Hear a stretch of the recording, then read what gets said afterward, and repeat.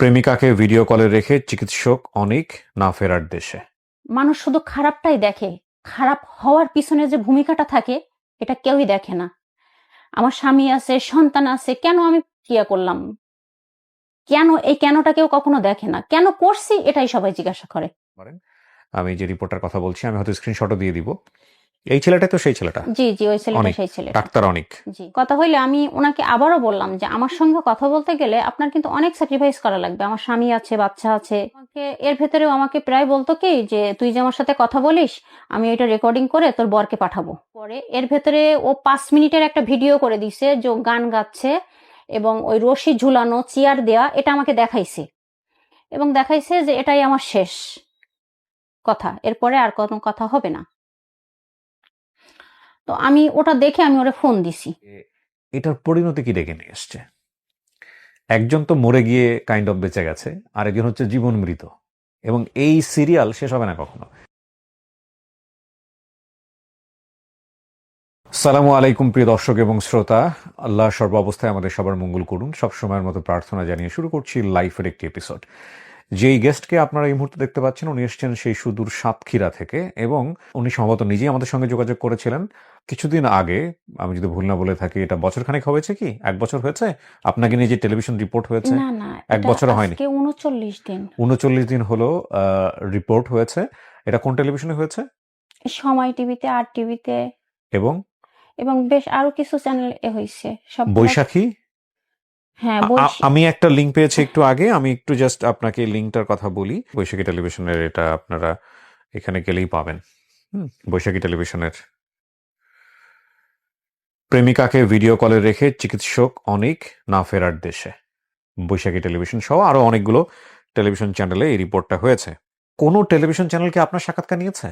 না না, কেউই আপনার সঙ্গে কথা বলার চেষ্টা করেছে ওই সময়টাতে? নাকি আপনি আমি সাক্ষাৎকার দেননি? বলতে পারবো না কারণ আমি টোটালি অফ ছিলাম। ওকে, সো আপনি কোথাও আপনার কোনো কথা যায়নি এখন না, পর্যন্ত, না, এটা না। আপনার কথা বলছেন আপনি। জি জি সো এই ব্যক্তিটি মানে সেই প্রেমিকা যার কথা বলা হয়েছে তিনি হচ্ছেন সে, আপনি তো এসে রাইট, আমি যদি ভুল না বলে থাকি। আমি আসলে বিস্তারিত কিছু জানি না ওখানে এখন ওনারা পর্যন্ত। আমার ছবিও দিয়েছে হ্যাঁ, অবশ্য। আপনার ছবিও দিয়ে দিয়েছে। জি তো আপনি তো সরাসরি আমাদের সঙ্গে যোগাযোগ করেছিলেন আপনার জি বক্তব্য জি দেওয়ার জি জন্য। উনি আমাদের বক্তব্য দেওয়ার জন্য সরাসরি যোগাযোগ করবার পর আমি আজকে তার সামনে বসেছি। আমি পুরো ঘটনাটা শুনবো, এবং এই ঘটনা শোনার আগে আমি আবার বলে নিচ্ছি আমার কনফেসের জায়গা থেকে, আমি শুধুমাত্র বৈশাখী টিভি নিউজের এই 6 মিনিট 24 সেকেন্ডের যে রিপোর্টটা আছে এটা দেখেছি। আমি আদ্যপান্ত আসলে কিছুই জানি না। আমি পুরো গল্পটা জানার চেষ্টা করব। এই গল্প যে এখানে তুলে ধরা হচ্ছে সেটা মূলত ওনার পুরো লাইফ স্টোরি, এবং ডেফিনেটলি এই পার্টটাকে গুরুত্ব দিয়ে।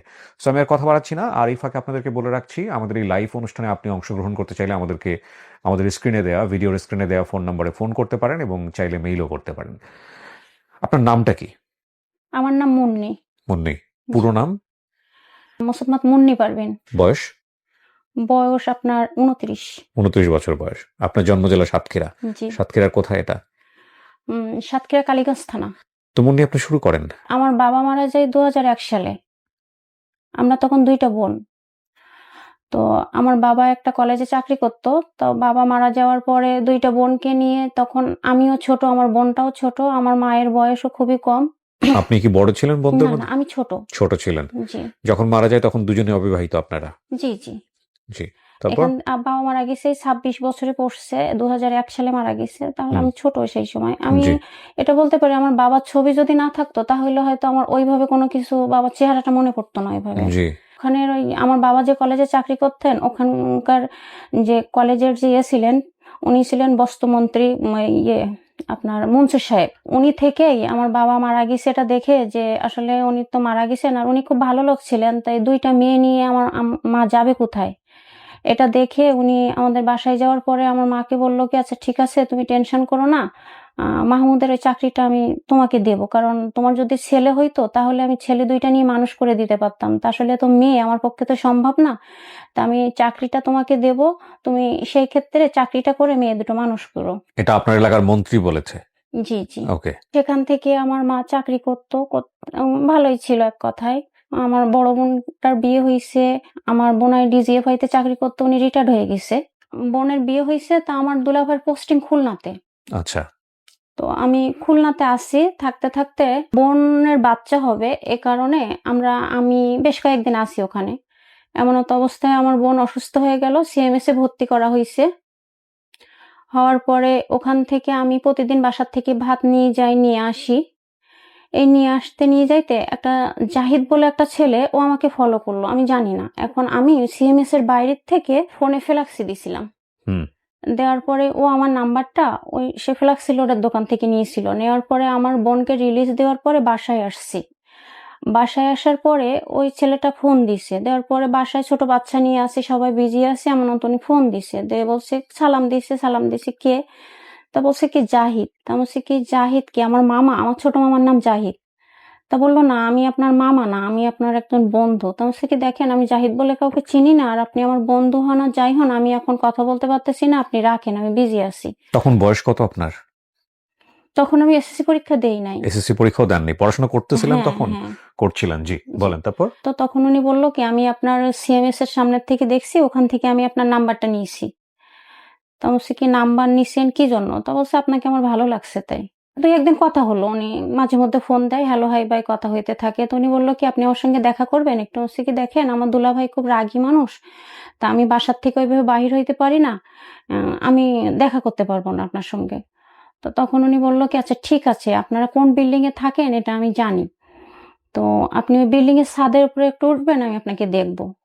তো বলছি, আচ্ছা ঠিক আছে। এখন বিকালে আমার বোনের বাচ্চাটাকে নিয়ে আমি ছাদে উঠছি। ওঠার পরে উনি আমাকে দেখছে, আমিও দেখছি। উনি গাড়িতেই আসছে, এসে দেখছে, দেখে আবার চলে গেছে। আচ্ছা, এখন উনার সঙ্গে আরেকটা ছেলে ছিল। এই জাহিদের সাথে? হ্যাঁ, এখন ও জাহিদের ফোন থেকে নাম্বার নিয়ে আমারে ফোন দিছে। দিয়ে আমাকে বলছে যে, "জাহিদ বলে ছেলেটা ভালো না, এই সেই।" তো বলছি কি দেখেন, জাহিদ বলে ছেলেটা ভালো হোক আর না হোক ভাইয়া, আমি তো তার সঙ্গে বিয়ে করতেছি না। এই জাস্ট তার সঙ্গে আমার কথা হইছে। জাহিদের সঙ্গে কথা-টথা বইলেন না। এটা নিয়ে ওদের সঙ্গে, এটা আমি আবার জাহিদকে ফোন করে বলছি যে, "ও আমাকে ফোন করে কি আমি জানি না এরকম বলছে।" এটা নিয়ে ওদের দুজনের ভেতরে ঝামেলা হইছে। ঝামেলা হওয়ার পরে এটা কোনো প্রকার সিওর কাছে যেয়ে কথাটা আমার বোনের দুলাভাইয়ের কাছে আসছে, এবং আমার দুলাভাই ভাইকে রীতিমতো কিছু কথাও শোনাইছে অফিস থেকে যে আপনার শালীকে বাসায় নিয়ে আসছেন, আপনার শালী এবং ওই ছেলেটা যে আরেকটা ছেলেও বলছে জাহিদের সঙ্গে রিলেশন আছে, এই সেই। এখন জাহিদের ওদের তো পারমিশন লাগে বিয়ের। জাহিদের তখন বিয়ের পারমিশন দেয় নাই। মানে জাহিদও কি ক্যান্টনমেন্টে কাজ করতো? জি, জি। ও ওকে। ওখানেই চাকরি করত। এখন এটা নিয়ে আমার দুলাভাইকে অফিসে বেশ কিছু কথাও শোনা লাগে। লাগার পরে ওখান থেকে আমার দুলাভাই আমার আপাকে ফোন দেয়। দিয়ে আমার আপাকে কিছু কথা শুনায়। উল্টাপাল্টা কিছু কথা বলে, এবং আমার মাকেও ফোন দিয়ে খুব উল্টাপাল্টা কথা বলে। বলার পরে তখন আমার মা আমাকে ফোন দিয়ে বলে, এবং আমার বোনকেও ফোন দিয়ে বলে, "আমি বাসায় এসে যেন তোমার বোনকে না দেখি।"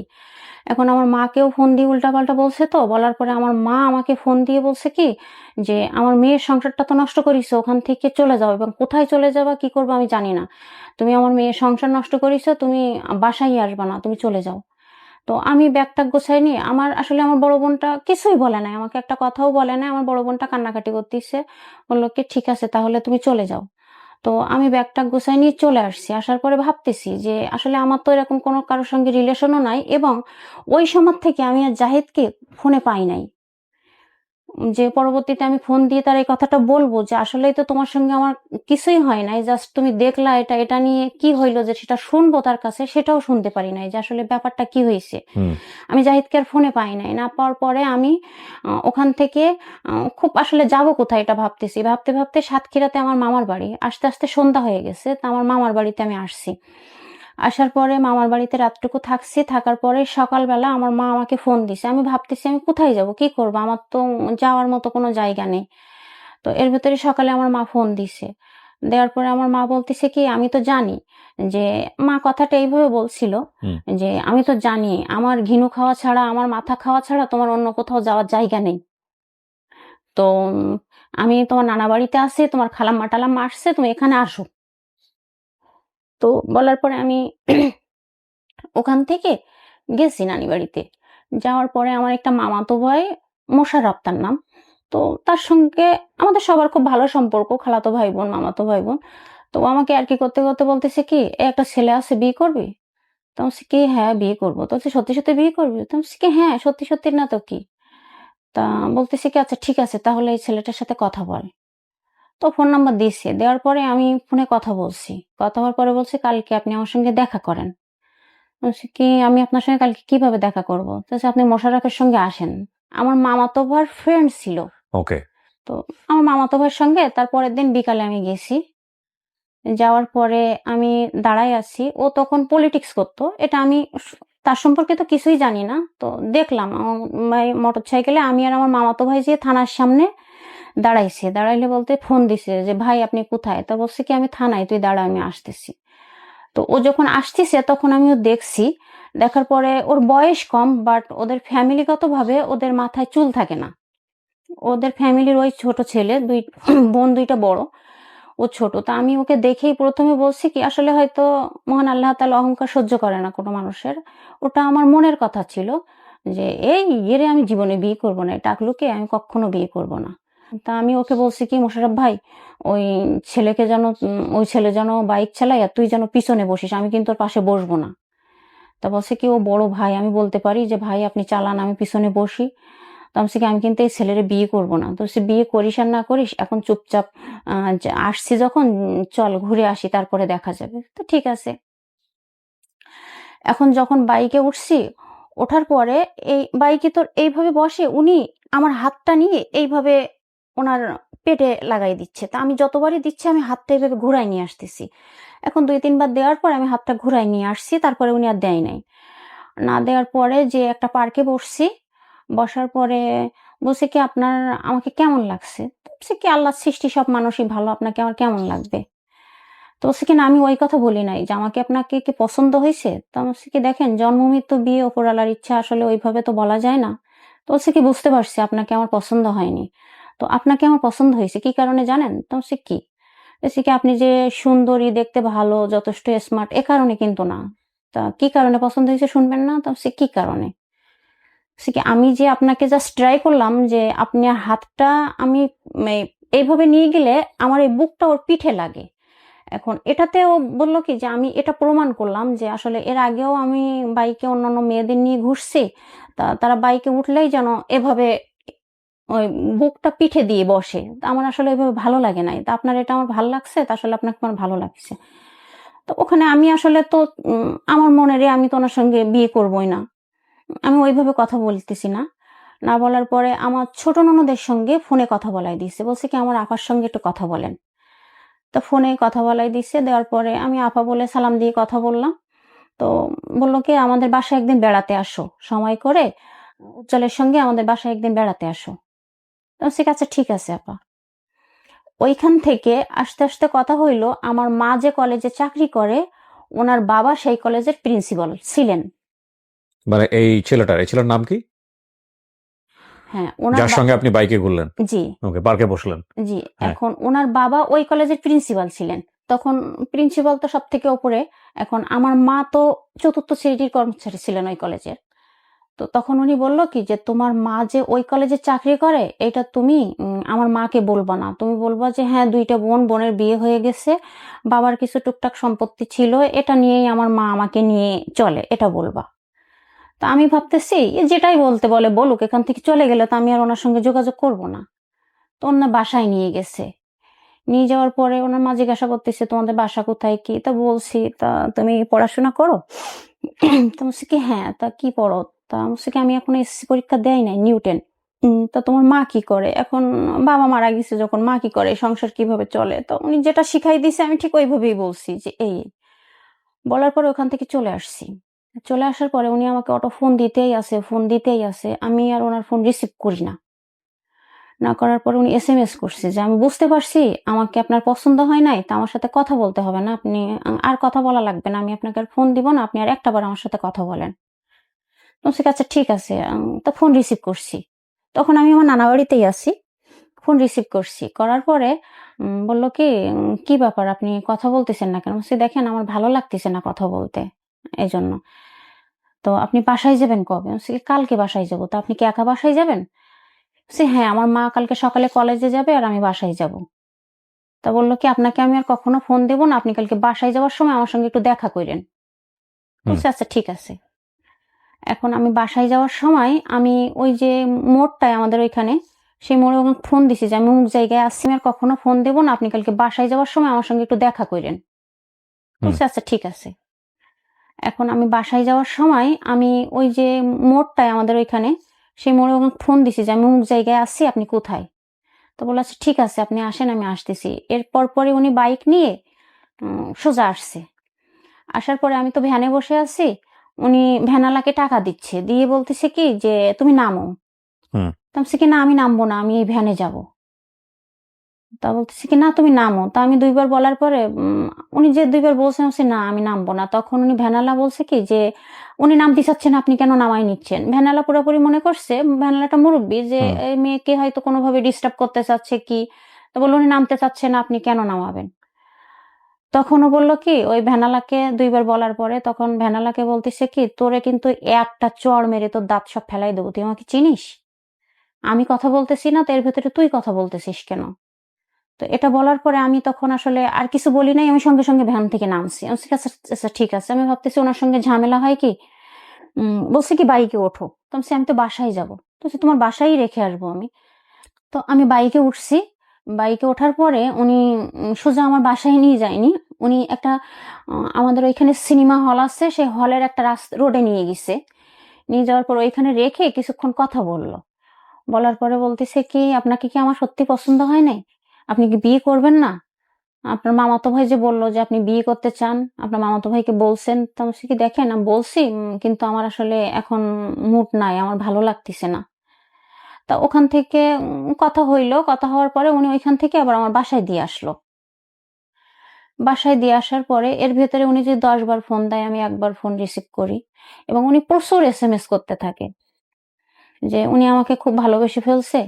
এখন একটা কথা কি, একটা মানুষের সঙ্গে ১ দিন ২ দিন কথা বলতে, বলতে তার ভেতরে যদি ভালোবাসা নাও থাকে তা হয়তো তৈরি হয়ে যায় তার প্রতি। সেম আমারও ওই সিনটা কাজ করলো। সে এত খেয়াল রাখে, এত করে আমি ফোন রিসিভ না করলে আমার মামাতো ভাইকে ফোন দিয়ে ফোন রিসিভ করায় এবং এর ভেতরে এইভাবে চলতে থাকলো ২-১ মাস। কথা মাঝে মধ্যে হয়। এমনত অবস্থায় আমার মা আবার একদিন নানু বাড়িতে গেল। আমার নানি সম্ভবত অসুস্থ হয়েছিল, তাই গিয়েছে। যাওয়ার পরে ঐদিন রাত্রে আমি বাসায় একা। উনি অনেক ফোন দিচ্ছে, আমি ফোন রিসিভ করতেছি না। তো রাত ১টা-১.৫টার সময়, আমি অবশ্য ঘুমাই নাই। রাত ১টা-১.৫টার সময় আমার নানি বাড়ি যেয়ে আমার ওই মামাতো ভাইকে উঠায় নিয়ে এসে ও ভাবছে কি যে আমার বাসায় হয়তো আমার মা বাসায় নেই। আমার বাসায় হয়তো অন্য কেউ আছে। এ কারণে আমি ফোনটা রিসিভ করতেছি না। তো উনি যখন আমার বাসায় আসছে, আসার পরেও আমি ফোন রিসিভ করিনি। অটো ফোন দিচ্ছে। আমি একটা ফোনে আসিফির গান শুনতেছিলাম। আর আমার মাথার ভেতরে শুধু ওই কাজটাই করতেছিল যে আমি কোথায় যাব? কি করব? এর ভেতরে আমার মা কিন্তু আমার সঙ্গে ভালো ব্যবহার করে, ব্যাপারটা কিন্তু এমন না। যে ওই আমার বোনের বাসায় ওটা নিয়ে অশান্তি হচ্ছে, আমার বোনকে নিয়মিত কথা শোনায়। এটা নিয়ে বাসায়ও কম বেশি অশান্তি আছে। তো মনে, মনে ভাবতেছি ও ফোন দিচ্ছে, আমার ফোন রিসিভ করার কোনো নেই। ফোন দিচ্ছে, দিতেই থাকতেছে। এর ভেতরে ওই জানালার একটু এরকম একটু হালকা আছে, ছিদ্র আছে। ওখান থেকে উনি খেয়াল করছে যে রুমে কেউ আছে কি আমি একা আছি। তখন সে রাত্রে আমি বেগুন ভাজি করছিলাম আর আলু ভর্তা করতেছিলাম, ভাত খাবো তাই। তো তখন উনি ওইখান থেকে দেখে আমাকে এসএমএস করলো যে বেগুন ভাজি আলু ভর্তা আমার খুব পছন্দ। এটা দেখে তো আমি লাফায় উঠছি। কিরে এই রাত্রে আমি যেটা করতেছি এটা সে কেমনে জানলো? তখন আমি এই সাইডে তাকায় দেখলাম, কিন্তু আমি এটা বুঝতে পারছি যে উনি নিশ্চয়ই আমার রুমের আশপাশেই আসছে। তখন উনি যেই ফোন দিছে আমি সে রিসিভ করছি। আমি বলছি কি, "আপনি কোথায়?" তা বলছে কি, আমি তোমার বাসায়।" তা আমার মা বাসায় নেই। আবার ওই তখনও কিন্তু আমরা ভাড়া বাসাতেই থাকি। আমার নানা বাড়ি সে বাড়ি কমপ্লিট হয় নাই। তো আমি তো এটা ভয় পেয়ে গেছি যে পাশে আরেকটা ভাড়াটিয়া আছে। এই রাত্রে যদি একটা ছেলে আমাকে খোঁজ করতে আসে বাসায়, তাহলে তো আমার এমনিতেও অশান্তির শেষ নেই। তাতে তো এইটা যদি শুনে আমার মা তো আমার এক শেষই করে দেবে। আমার তখন এটা ভয় হচ্ছে। "তুমি দরজা খোলো।" তা তখন আমি বলছি, "কে, কে আসছেন?" তা বলছে, "আমি আর মোশাররফ।" এর ভেতরে আমার মামাতো ভাই ওই গ্রিলের ওই কোলাক্স গেটের সামনে ডাকতিছে, মুন্নি, মুন্নি করে ডাকতিছে। তখন আমি দরজা খুলছি। আমি বলছি, "কিরে এই রাত্রি তোরা আসছিস কেন?" তা আসলে ভাগ্য ভালো যে ঐদিন গেটের চাবি ছিল অন্য ভাড়াটিয়ার কাছে। আমার কাছে গেটের চাবি ছিল না। আর যে ভাড়াটিয়া ছিল ওনার কাছে ছিল। তো আমি বলছি, "এত রাত্তিরে আসছিস কেন?" তো বলছে কি, "তুই ভাই ফোন রিসিভ করতেছিস না কেন?" আমি বলছি, "আচ্ছা আমি ফোন রিসিভ করতেছি, তোরা যা।"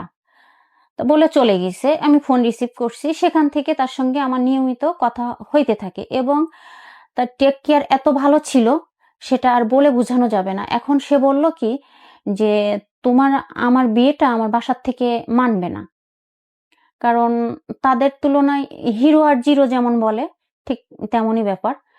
তো কি করব, তার প্রতি আমারও একটা আন্তরিকতা এসে গেছে। এবং এর ভেতরে একটা কথা বলি, এর ভেতরে হঠাৎ করে আমি একদিন অসুস্থ হয়ে গেছি এইসব টেনশন করতে করতে। আমি আমি একটু টেনশন করলে আমার প্রেশার লো হয়ে যায়।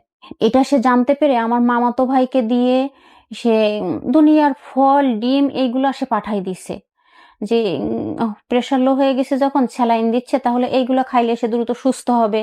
এক কথায় যেভাবে আমাকে টেক কেয়ার করলে হয় সব দিক থেকেই। তো আমি ভাবছি আসলে মানুষের সৌন্দর্য দিয়ে তো সবকিছু হয় না, মানুষের মনটা তো অনেক বড় কিছু। তো সে যখন আমার সঙ্গে এভাবে সে আমাকে টেক কেয়ার করতেছে, তাহলে বিয়ে করি। তো বলল কি, দেখো আমি তো একটা বাবার একটা ছেলে, আমি যদি তোমাকে বিয়ে করি তাহলে উম একটা সময় মেনে নিবেই। আমার ফ্যামিলিতে আমাকে সবাই খুব ভালোবাসে। তা ঠিক আছে, চলো তাহলে বিয়ে করি। তো এরকম করলে একটা ছেলে ওরই পরিচিত উম বলছে কি, অমুক দিন বিয়ে করব, তোমার মা কলেজে যাওয়ার পরে তুমি বাহির হবে। নিজেরা নিজেরা বিয়ে করবেন? হ্যাঁ, এর ভেতরে আরেকটা কথা, এর ভেতরে কিন্তু আমি কয়েকবার নাও বলছি। তো না বলার পরে সে আমাকে এটা বলছে যে, তুমি যদি আমাকে বিয়ে না করো, তো ওই যে কলেজটা আছে, কলেজের পাশেই আমার বাসা। আমার বাসার থেকে ২ মিনিট লাগে কলেজে হেঁটে যাইতে। তো তোমার মা কলেজ থেকে যাওয়ার সময় তোমার মাকে কিন্তু কলেজে যাইতে দেব না।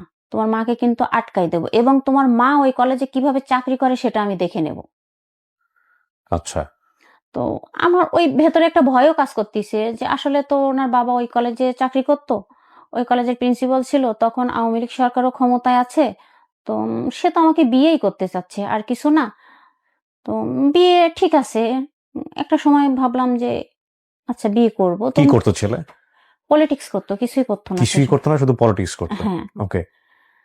এখন এটা জানার পরে বলল বিয়ে করব অমুকদিন। আর তুমি যদি আমাকে বিয়ে না করো, আমার আসলেই এখনো বলি ওইভাবে মন থেকে যে একবারে তার প্রতি আমার দুর্বলতা আসছিল সেটাও না। কিন্তু সে আমাকে এই ভয়টা দেখাইতো যে তুমি যদি আমাকে বিয়ে না করো, তোমার মা কিভাবে চাকরি করে এটা আমি দেখব। আর আমার মা তো বেঁচে থাকার অবলম্বন ছিল এই চাকরিটাই। তা চাকরিটাই যদি না থাকে তাহলে তো কোনো কিছু ইয়ে হবে না। আমার মাই তো শেষ হয়ে যাবে। তো ঠিক আছে বিয়ে করব। তো ফ্যামিলির থেকে তো ওইভাবে মেনে নেবে না, চুরি করে বিয়ে করি। তোমাকে নিয়ে আসতে যাবে, তুমি তোমার জন্ম নিবন্ধনের কাগজ-টাগজগুলা এগুলা রেডি করে নিয়ে আসো। আচ্ছা নিয়ে আসলাম। বলে যে ছেলেটা ওকে মামা বলে ডাকে। আ আমাকে নিয়ে আসতে গেছে। নিয়ে আমি আসছি ওদের বাসায়। এবং হুজুরও ডাকছে। এখন হুজুরের নাম ছিল আশরাফুল হুজুর। তো আমার শাশুড়িকে ফোন দিছে ওই হুজুরই। যে ভাবি ও তো বিয়ে করতিছে, তা আপনি কি জানেন? তা বলল না। তো সে ও তো একটা মেয়ে নিয়ে আসছে ওদের বাসায় বিয়ে করার জন্য। তো আমাকে তো ডাকছে, এখন আমি তো না গেলেও হবে না। আর আসলে রাজনীতির সম্পর্কে আমার কোনো ধারণা ছিল না যে পলিটিক্স খাটাইয়ে মানুষকে কোনো চাপ দেয়া যায় কি, এর ব্যাপারে আমার কোনো ধারণা ছিল না। আমি পলিটিক্স সম্পর্কে কোনো কিছুই জানতাম না। তখন ওখান থেকে ওই যে ওর মা জেনে গেছে, ফোন দিছে। দেওয়ার পরে ওটা নিয়ে সিনক্রেট হয়ে ওখান থেকে রাগারাগি করে ও বাহির হয়ে গেল। ওর মা কি বলছে আমি জানি না। আর খালাকে বলল, "খালু তুই ওকে বাসায় দিয়ে আয়।" বিয়ে হলো না? না, বিয়ে হলো না। ও বাসায় চলে গেল। যাওয়ার পরে আবার ফোনে কথা হচ্ছে। তো আমি বলছি কি, "আসলে এটা আমার ভালো লাগতেছে না। আমি এইভাবে এই সম্পর্কে জড়াইতে চাই না, দরকার নাই।" তো কিছুটা দুর্বলতা কাজ করতেছে। আবার ওই না বললেও একই কথা, "তোমরা ওখানে থাকো কিভাবে দেখবো, এই করবো কিভাবে দেখবো তখন? তোমার মার চাকরি থাকে কিভাবে দেখবো? ঠিক আছে, এবার এমনভাবে করবো যে বিয়েটা হবে। আমি একটা জায়গা ঠিক করতেছি।" তো ঠিক আছে। তো বেশ কয়েকদিন যাওয়ার পর ও বলল কি, "আমি একটা ছেলেকে পাঠাচ্ছি।" সেই ছেলেটা আমাদের বাসায় থাকতো। তার নাম আমার বিয়ের আগের থেকেই ওদের বাসায় থাকতো। হুম। বলছে কি, "আমি একটা ছেলেকে পাঠাচ্ছি, তুমি ওর সঙ্গে আসো। আমি আগে যেয়ে ওদের বাসায় বসতেছি, এবার অন্য হুজুর নিচ্ছি, কোনোভাবে কেউ টের পাবে না।" তো ঠিক আছে, সেই যেয়ে আমাকে নিয়ে আসলো। নিয়ে আসার পরে এর ভেতরে আমি বলছি কি যে, "আমার ওই মামাতো ভাইকে না হইলে আমি বিয়ে করব না। আমি মনের থেকে ভয় পাচ্ছি।" তো বলল, "আচ্ছা ঠিক আছে।" এখন ও আমার মামাতো ভাইকে ডাকছে, কিন্তু ও যে আমাকে বিয়ে করবে এটাও আমার মামাতো ভাইকে বলে নাই। বলছে, "শরাফ তুই একটু ওই জায়গায় আয় তো।" তো বললে খারাপ গেছে। যাওয়ার পরে ও ওটা ভাবে নাই যে আসলে ওর সঙ্গে বিয়ে হবে। হওয়ার পরে আমি আমার মতো সোজা বলল বাসায় রেখে আসলো। আর ওর মতো ও যেভাবে চলতে থাকে সেইভাবেই চললো। এমন তো ভাবে ও ওর বাসায় জানাইলো। জানার পরে আমিও আমার বাসায় জানাইলাম। কতদিন পরে এটা? এটা মাসখানেক পরে হবে। আচ্ছা, কেন জানালেন? জানাইছি, ওর বড় বোন ঢাকাতে থাকে। তো ওর বড় বোনের সঙ্গে ও জানাচ্ছে ওর বড় বোন ঢাকা থেকে বাসায় আসলে তখন এই বিয়ের অনুষ্ঠানটা করবে। এখন তখন তো জানাইতেই হবে। তো তখন ও বলল, আচ্ছা ঠিক আছে, আমার বড় বোন আসছে যখন বড় বোনকে জানাইছি, আর তুমি তোমার বাসায় জানাও। তো তখন আমি আমার মাকে জানাইছি। জানানোর পরে আমার মা একে একে খোঁজ নিয়ে দেখে এবং সবাই বলতেই থাকে, এবং আমার এক মামাই আমার মাকে বলে, তুই যে ওর সঙ্গে মেয়ে বিয়ে দিবি, ও তো কিছুদিন আগেও একটা মেয়েকে মোটরসাইকেলের পিছনে নিয়ে নিয়ে ঘুরছে, তাকে হোটেলে নিয়ে খাওয়াইছে, ওর সঙ্গে মেয়ে দিস না। আর ও গুন্ডা টাইপের ছেলে, ও রাজনীতি করে, ভালো না, ওকে তুই মেয়ে দিস না। কয়দিন পরে ওর তো প্রভাব আছে, তোর পাশে তো কেউ নাই, কয়দিন পরে দেখা যাবে তোর মেয়েকে মারধর করে ও বাসায় উঠাই দেবে, তোর পিছনে তো কেউ নাই যে তোকে হেল্প করবে, তুই ওকে মেয়ে দিস না। তো এটা আমার মা বাড়ি এসে আমাকে বলে। তো বললেও কি, আমি তো, আমার বিয়ে তো হয়েই গেছে, আমি আর ওই ব্যাপারটা ওইভাবে মাথায় নেই না। তা আমি বলছি কি, না আমি ওকেই বিয়ে করব। তুমি তো আমাকে বলছিলা, তখন আমি ওই কথাটা বলি, তুমি তো আমাকে বলছিলা যে আসলে আমি তোমার মেয়ের সংসার ভাঙছি, আমার যেখানে মন চাই সেখানে। তা এটা আস্তে আস্তে আমার মা, আমার যে বিয়ে হয়ে গেছে এটা কিন্তু আমার আজকে হয়তো আমার দুলাভাই যদি এটা দেখে তাহলে হয়তো জানতে পারবে যে আমার তার সঙ্গে আগে বিয়ে হয়েছিল। ও পরবর্তীতে আবার বিয়ে দেওয়া হয় আপনাদেরকে? জি জি। এখন ওইভাবে বিয়ে হইল। হুম। বিয়ে হওয়ার পরে উম, ছিলাম, অল্প কিছুদিন ভালো ছিলাম। ভালো ছিলাম বলতে, আমার হাজবেন্ড যে আমার প্রতি যে ভালোবাসাটা ছিল, হুম। সেই ভালোবাসাটা পুরাটা উল্টে গেল। কিভাবে? সে পলিটিক্স করতো, এখন সে পলিটিক্স আগেও তো করতো, কিন্তু সে পর্যাপ্ত আমাকে ফোনে টাইম দিত, এসএমএস করতো। হুম। গার্লফ্রেন্ড বয়ফ্রেন্ডের ভিতরে যেভাবে কথা হয় সে আমাকে সেইভাবে সময় দিত, কিন্তু বিয়ের পর থেকে সে হয়তো দুপুরে একবার আমাকে ফোন দিছে যে আমি বাসায় আসবো না, তুমি খেয়ে নিও। আর রাত্রে এমনও রাত হচ্ছে যে সে ভোরবেলা বাসায় আসতেছে, এমনও 12টা 1টা 2টার সময় বাসায় আসতেছে, তার সময়ই নেই। তখন আমি বললাম কি যে, আপনি তো আগে এমন করতেন না। আগে আমি ডাইরেক্ট বললাম যে, আপনি তো আগে আমাকে সময় দিতেন, এসএমএস করতেন, এই এসএমএস গুলা দেখেন তো, এই এসএমএস গুলা কি আপনার? যে তুমি যদি আমার সাথে কথা না বলো আমার দম বন্ধ হয়ে আসে, এই সেই, এগুলা কি আপনার এসএমএস? তো বলছে কি, হ্যাঁ আমারই এসএমএস। তাহলে আপনি এখন আমাকে সময় দেন না, আমার সাথে কথা বলারও সময় নেই, আমি বাসায় একা একা, আমার আসলে। তো তখন সে বলে কি যে, তখন তো আমার একটা টেনশন ছিল যে তুমি আমার হবা কিনা, আর এখন তো আমি কোনো টেনশনই নেই, আমার বাসায় আসো। তো এভাবে আমি যদি তাকে বলি যে আমি আজকে একটু আমার শপিং এ যাওয়ার প্রয়োজন আছে, নিয়ে যাবেন? তা হ্যাঁ নিয়ে যাবো বিকালে, তুমি বিকালে রেডি হয়ে নিও। আমি বিকালে রেডি হয়ে বসে আছি, তার একটা ফোন আসছে, আমি এখন নিয়ে যাইতে পারবো না, তুমি চলে যাও, কাউকে নিয়ে তুমি চলে যাও, আমার বাসায় হেল্পিং হ্যান্ড আছে, কি পাশে আমার একটা ভাড়াটিয়ার মেয়ে আছে, তুমি ওকে নিয়ে চলে যাও। তো তখন আমি আমার ননদকে ফোন দিয়ে, আমার ছোট ননদকে ফোন দিয়ে খুব কান্নাকাটি করতাম। আমার ভেতরে তখন ইমোশনাল কাজ করতো, খুব কান্নাকাটি করতাম। তা আপা বলতো কি, আমি এবং বলতাম আপা আমি থাকবো না, আমি চলে যাব। তা আপা বললো, জীবন নিয়ে সিনিমিনি খেলো না, বিয়ে তো হয়েই গেছে। তো তোমার বাবা নেই, মা অনেক কষ্ট করে বিয়ে দিছে, উম, ধৈর্য ধরো, ঠিক হয়ে যাবে আস্তে আস্তে। তো এভাবে সে ঠিক হয় না। না হওয়ার পরে তখন আস্তে আস্তে আমার নিজের কাজকাম সব আমি নিজে করতে থাকলাম, এবং আমি চিন্তা করলাম যে আমার ভালো থাকতে গেলে আমি সবসময় এটা নিয়ে টেনশন। বাসা ভাড়া থাকতো, তা সে প্রায় টাইমে আমার বাসায় আসতো, এভাবে সময় কাটতো, কারণ তার হাজবেন্ড ওই একই অবস্থা। পরবর্তীতে শুনলাম যে তারও কিন্তু লাভ ম্যারেজ, এবং তারও ফ্যামিলি থেকে দিতে চায় নাই, এইভাবেই বিয়ে করছে। তো আমরা দুজনই প্রতিদিন কোথাও না কোথাও ঘুরতে বেরোই, এই করি সেই করি, এইভাবে করতে করতে সবারই তো একটা লাইফ আছে, আসলে ওইভাবে তো চলতে পারে না। তো তখন ভাবি আমাকে একটা টিকটক আইডি খুলে দিল। বলছে কি, ভাবি আপনি তো গান টান শুনতে পছন্দ করেন, তা আপনি একটা টিকটক আইডি খুলেন। হুম। তো ভাবি আমাকে একটা টিকটক আইডি খুলে দিল, দিলে ওইভাবে বিয়ের কয় বছর পর এটা? বিয়ের কয় বছর পর না, ওই 1 বছরের ভেতরেই। ওই বিয়ের প্রথম বছরের মধ্যেই? হুম। জি। এর ভেতরে আমি কনসেপ্ট করি, 6টা মাস আমি বেড রেস্টে থাকি। তো আমার শাশুড়ি কিন্তু আমার রুমে আসে না, এবং আমার যে রুম ছিল, রুমের সামনেই ডাইনিং ছিল। তো আমি যে বমি করতাম, এই শব্দটা আমার শাশুড়ির কানে যাবে বিধায় ডাইনিংটা ওখান থেকে সরাইয়ে অন্য সাইডে নিয়ে গেল। ওই যে আওয়াজটা হইলে আমার শাশুড়ি খেতে পারে না।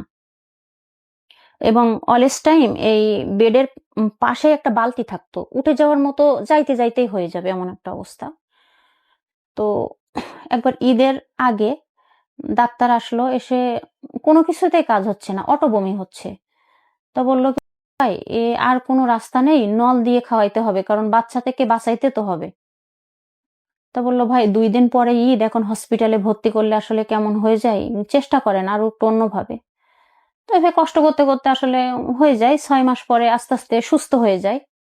এবং এই হাতে স্যালাইন দেয়া, এই হাতটা এইভাবে রেখে আমাকে এই হাত দিয়ে রান্না করতে হয়েছে। হেল্পিং হ্যান্ড নিছে তখন, কিন্তু আমার শাশুড়ির কথা হইলো আমি বাহিরের মানুষের খাবার খেতে পারি না, আমি খাবো না। তো এই করতে করতে আমার ছেলেটা হইল। ছেলেটা হওয়ার পরে আমার ছেলে প্রচুর কান্নাকাটি করতো, এবং হয়েছিল আসলে আমি তো খেতে পারতাম না, ওই মেডিসিনের মাধ্যমে যতটুকু যা হয়েছিল, 2 কেজি 200 ওজন হয়েছিল। আর আমি তারপর পরে আমার টাইফয়েড ধরা পড়ে, ইউরিনে ইনফেকশন ধরা পড়ে, গায়ে ব্লাড ছিল না। আমার বাচ্চা প্রায় টাইমে অসুস্থ হইতো। হওয়ার পরে চল, তার সময় ছিল না।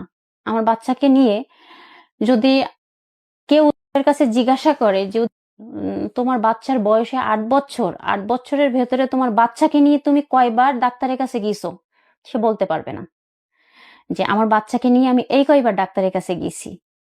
এবং তোমার বিবাহিত জীবনে 11 বছর, তুমি এই 11 বছরের ভেতরে তোমার ওয়াইফকে তুমি কয়বার ডাক্তারের কাছে নিয়ে গেছো, কি করছো? তোমার ওয়াইফকে 11 বছরের ভেতরে, হ্যাঁ সে আমাকে টাকা পয়সা দিচ্ছে, আমার এটার প্রয়োজন, টাকা দিয়ে দাও, এই নাও টাকা নাও, চলে যাও। তোমার জ্বর আসছে, হ্যাঁ ওই রেশমাকে ডাকো, আমার বাসায় যে মেয়েটা কাজ করতো তার নাম রেশমা, রেশমাকে ডাকো, রেশমাকে নিয়ে তুমি চলে যাও। তার কোনো সময় ছিল না আমার এবং আমার সন্তানকে দেওয়া। দেখেন, শুধু একটা কথা বলবো, মানুষ শুধু খারাপটাই দেখে, খারাপ হওয়ার পিছনে যে ভূমিকাটা থাকে এটা কেউই দেখে না।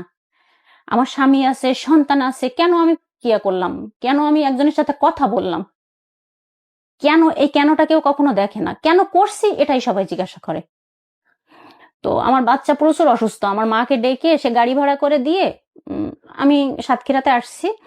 আমার বড় নন্দাই ছিল, ওর বড় ফুফা ছিল শিশু হাসপাতালের ডাক্তার। তো সে যে এমার্জেন্সি ভর্তি করে দিল, যে ভর্তি হইলাম রাত্রে। এর ভেতরে আমার হাজবেন্ড আসছে সন্ধ্যাবেলা, আমি শুনছি যে আমার হাজবেন্ড সন্ধ্যাবেলা সাতক্ষীরাতে আসছে। সে মেহমানের মতো ঠিক রাত 8টার দিকে আমার বাচ্চাকে দেখতে গেল, যে দেখে আমার বাচ্চার ক্যানাল পরানো, ট্রিটমেন্ট চলতেছে। সে জাস্ট 2-5 মিনিট থেকে সে মেহমান দেখতে আসছে আমার বাচ্চাকে। সে যে আমার বাচ্চাকে ভালোবাসে না সেটা কিন্তু বলবো না, তার কিন্তু বাচ্চার প্রতি প্রচুর ভালোবাসা আছে। তো ওখানে ওই 2-1 মিনিট দেখে সে চলে গেল তার বোনের বাসায়, তার বোনের বাসা সাতক্ষীরা, তার বোনের বাসায় চলে গেল। যে আমাকে বললো কি, আমার সকালে খুলনায় একটা এমার্জেন্সি কাজ আছে, আমি সকালে খুলনাতে চলে যাবো। তো আচ্ছা ঠিক আছে। তো ওর একটা ভালো গুণ ছিল কি, আপনি যতই যাই বলেন না কেন, চুপ। আমার ভুল হয়ে গেছে এটুকু বলে চুপ। আপনি যতই চিল্লাপাল্লা করেন, ওর সঙ্গে কখনো আমি গ্যাঞ্জাম করে পারি নাই, কারণ ও গ্যাঞ্জাম করতোই না। ও চিল্লাপাল্লা করলে আমার ভুল হয়ে গেছে, বাসার থেকে চলে যাচ্ছি, এরকমই করতো। তো এই করতে করতে আমি টিকটক আইডি আবার ওপেন করি, এবং ফেসবুকে ঢুকে আমি আবার অ্যাক্টিভ থাকার চেষ্টা করি। আমার মন খারাপ লাগে, কারণ আমার হাজবেন্ড টোটালি আমাকে সময় দেয় না, আমার বাচ্চাকেও সময় দেয় না। অসুস্থ হইলেও ওই যে বললাম, আমার হাজবেন্ড বলতে পারবে না যে আমি তার বাচ্চাকে, এবং আমার হাজবেন্ড এটাও বলতে পারবে না যে আমি আমার বাচ্চার বয়স পর্যন্ত তার ড্রেস কিনে দেওয়া, কি পারে না। দেখেন একটা কথা বলি, আমার হাজবেন্ড বলে কি, আমি তাকে বলি যে আমারও তো মন চায় আমার স্বামী হাতে করে কিছু কিনে দেখ। আমার মনে হয় প্রত্যেকটা মেয়ে চায় তার স্বামী ভালোবেসে হাতে করে কিছু কিনে দেখ। আমার বার্থডেতে বলেন, আমার ম্যারেজ ডেতে বলেন, আমার বোনও আমাকে ওকে বলছে, ভাইয়া জানেন ছোট ছোট জিনিস, একটা 3 পিস একটা ফুল যদি আপনি মুন্নিকে গিফট করেন, তা মুন্নি এই সামান্য একটা জিনিসে আপনি যে তাকে দেন না তা কিন্তু না। আমার যদি ভাইয়া 1000 টাকার প্রয়োজন হয়, সে চাইলে আমাকে 5000 টাকা দিচ্ছে, যে চাও তোমার যেটা খুশি সেটা কিনে নিয়ে আসো। কিন্তু আমার ভেতরে একটা আক্ষেপ থেকে যায় যে আমার স্বামী আমাকে একটা ভালোবেসে কিছু দেখ, আমার সন্তানের জন্য ঈদের সময় সে কিছু একটা কিনে নিয়ে আসুক, কিন্তু সেগুলা তার ভেতরে কাজ করে না। তো আমার বোন একদিন বলছে, ভাইয়া ম্যারেজ ডেতে আপনি যদি এখনো পর্যন্ত জানেন, আপনার ভাইয়া প্রত্যেক ম্যারেজ ডেতে আমি আপনার ভাইয়াকে গিফট করি, আপনার ভাইয়া আমাকে গিফট করে, আপনাদের তো বিয়ে হয়েছে বেশি দিন হয়নি, তাই ওর বার্থডেতে ম্যারেজ ডেতে একটা 3 পিস দিলেন, একটা গোলাপ দিলেন, এতে সে খুশি থাকে, ভালো থাকে। তো আমার বোন বলে দেওয়ার পরে, সেটা সম্ভবত আমার ম্যারেজ ডের 1-2 দিন আগে আমার বোন বলছে, এবং আমার বাসায় ছিল। তো ওই দিন সে আমার জন্য একটা 3 পিস আর একটা গোলাপ নিয়ে আসছে। ওটাই শেষ, ওটাই শুরু। তারপরে কিন্তু তার আর মনে নেই। ওগুলা তার মনে থাকতো না। আর এগুলো ছোট ছোট আমার খুব লাগতো যে আসলে কি তার মনে থাকে না। এবং আমার বিয়ের পরে আমি তার বার্থডেতে আংটি তৈরি করে, হ্যাঁ তার টাকা দিয়েই তৈরি করছি, কিন্তু আমি তো মনে করে তৈরি করছি। তার টাকা দিয়ে আংটি তৈরি করে ধুমধাম করে বাসায় অনুষ্ঠান করে তার ফ্রেন্ড সার্কেলদের দাওয়াত করে তার মাকে দিয়ে আংটি পরাইয়ে আমি কিন্তু তার জন্মদিন পালন করছি। কিন্তু সে কিন্তু আজও পর্যন্ত কোনোদিন আমার জন্মদিন কবে সেও হয়তো তার মনে নেই, সেটা সে জানে না। জানলেও হয়তো তার অনেক মেধা খাটায় মনে করতে হবে, কখনো কোনোদিন আমার উইশ পর্যন্ত করে নাই। হ্যাঁ, তো এইভাবে আমি একটা সময় আমি 2021-এ তখন আমি আপনার ওই ইসে অ্যাক্টিভ হয়ে যাই, টিকটকে। হুম। টিকটকে আমি অ্যাক্টিভ হয়ে যাই এবং সেখান থেকে আমি নিয়মিত টিকটক করতে শুরু করি। টিকটক করতে শুরু করার পরে টিকটক বলতে আপনি কি ধরনের টিকটক করতেন?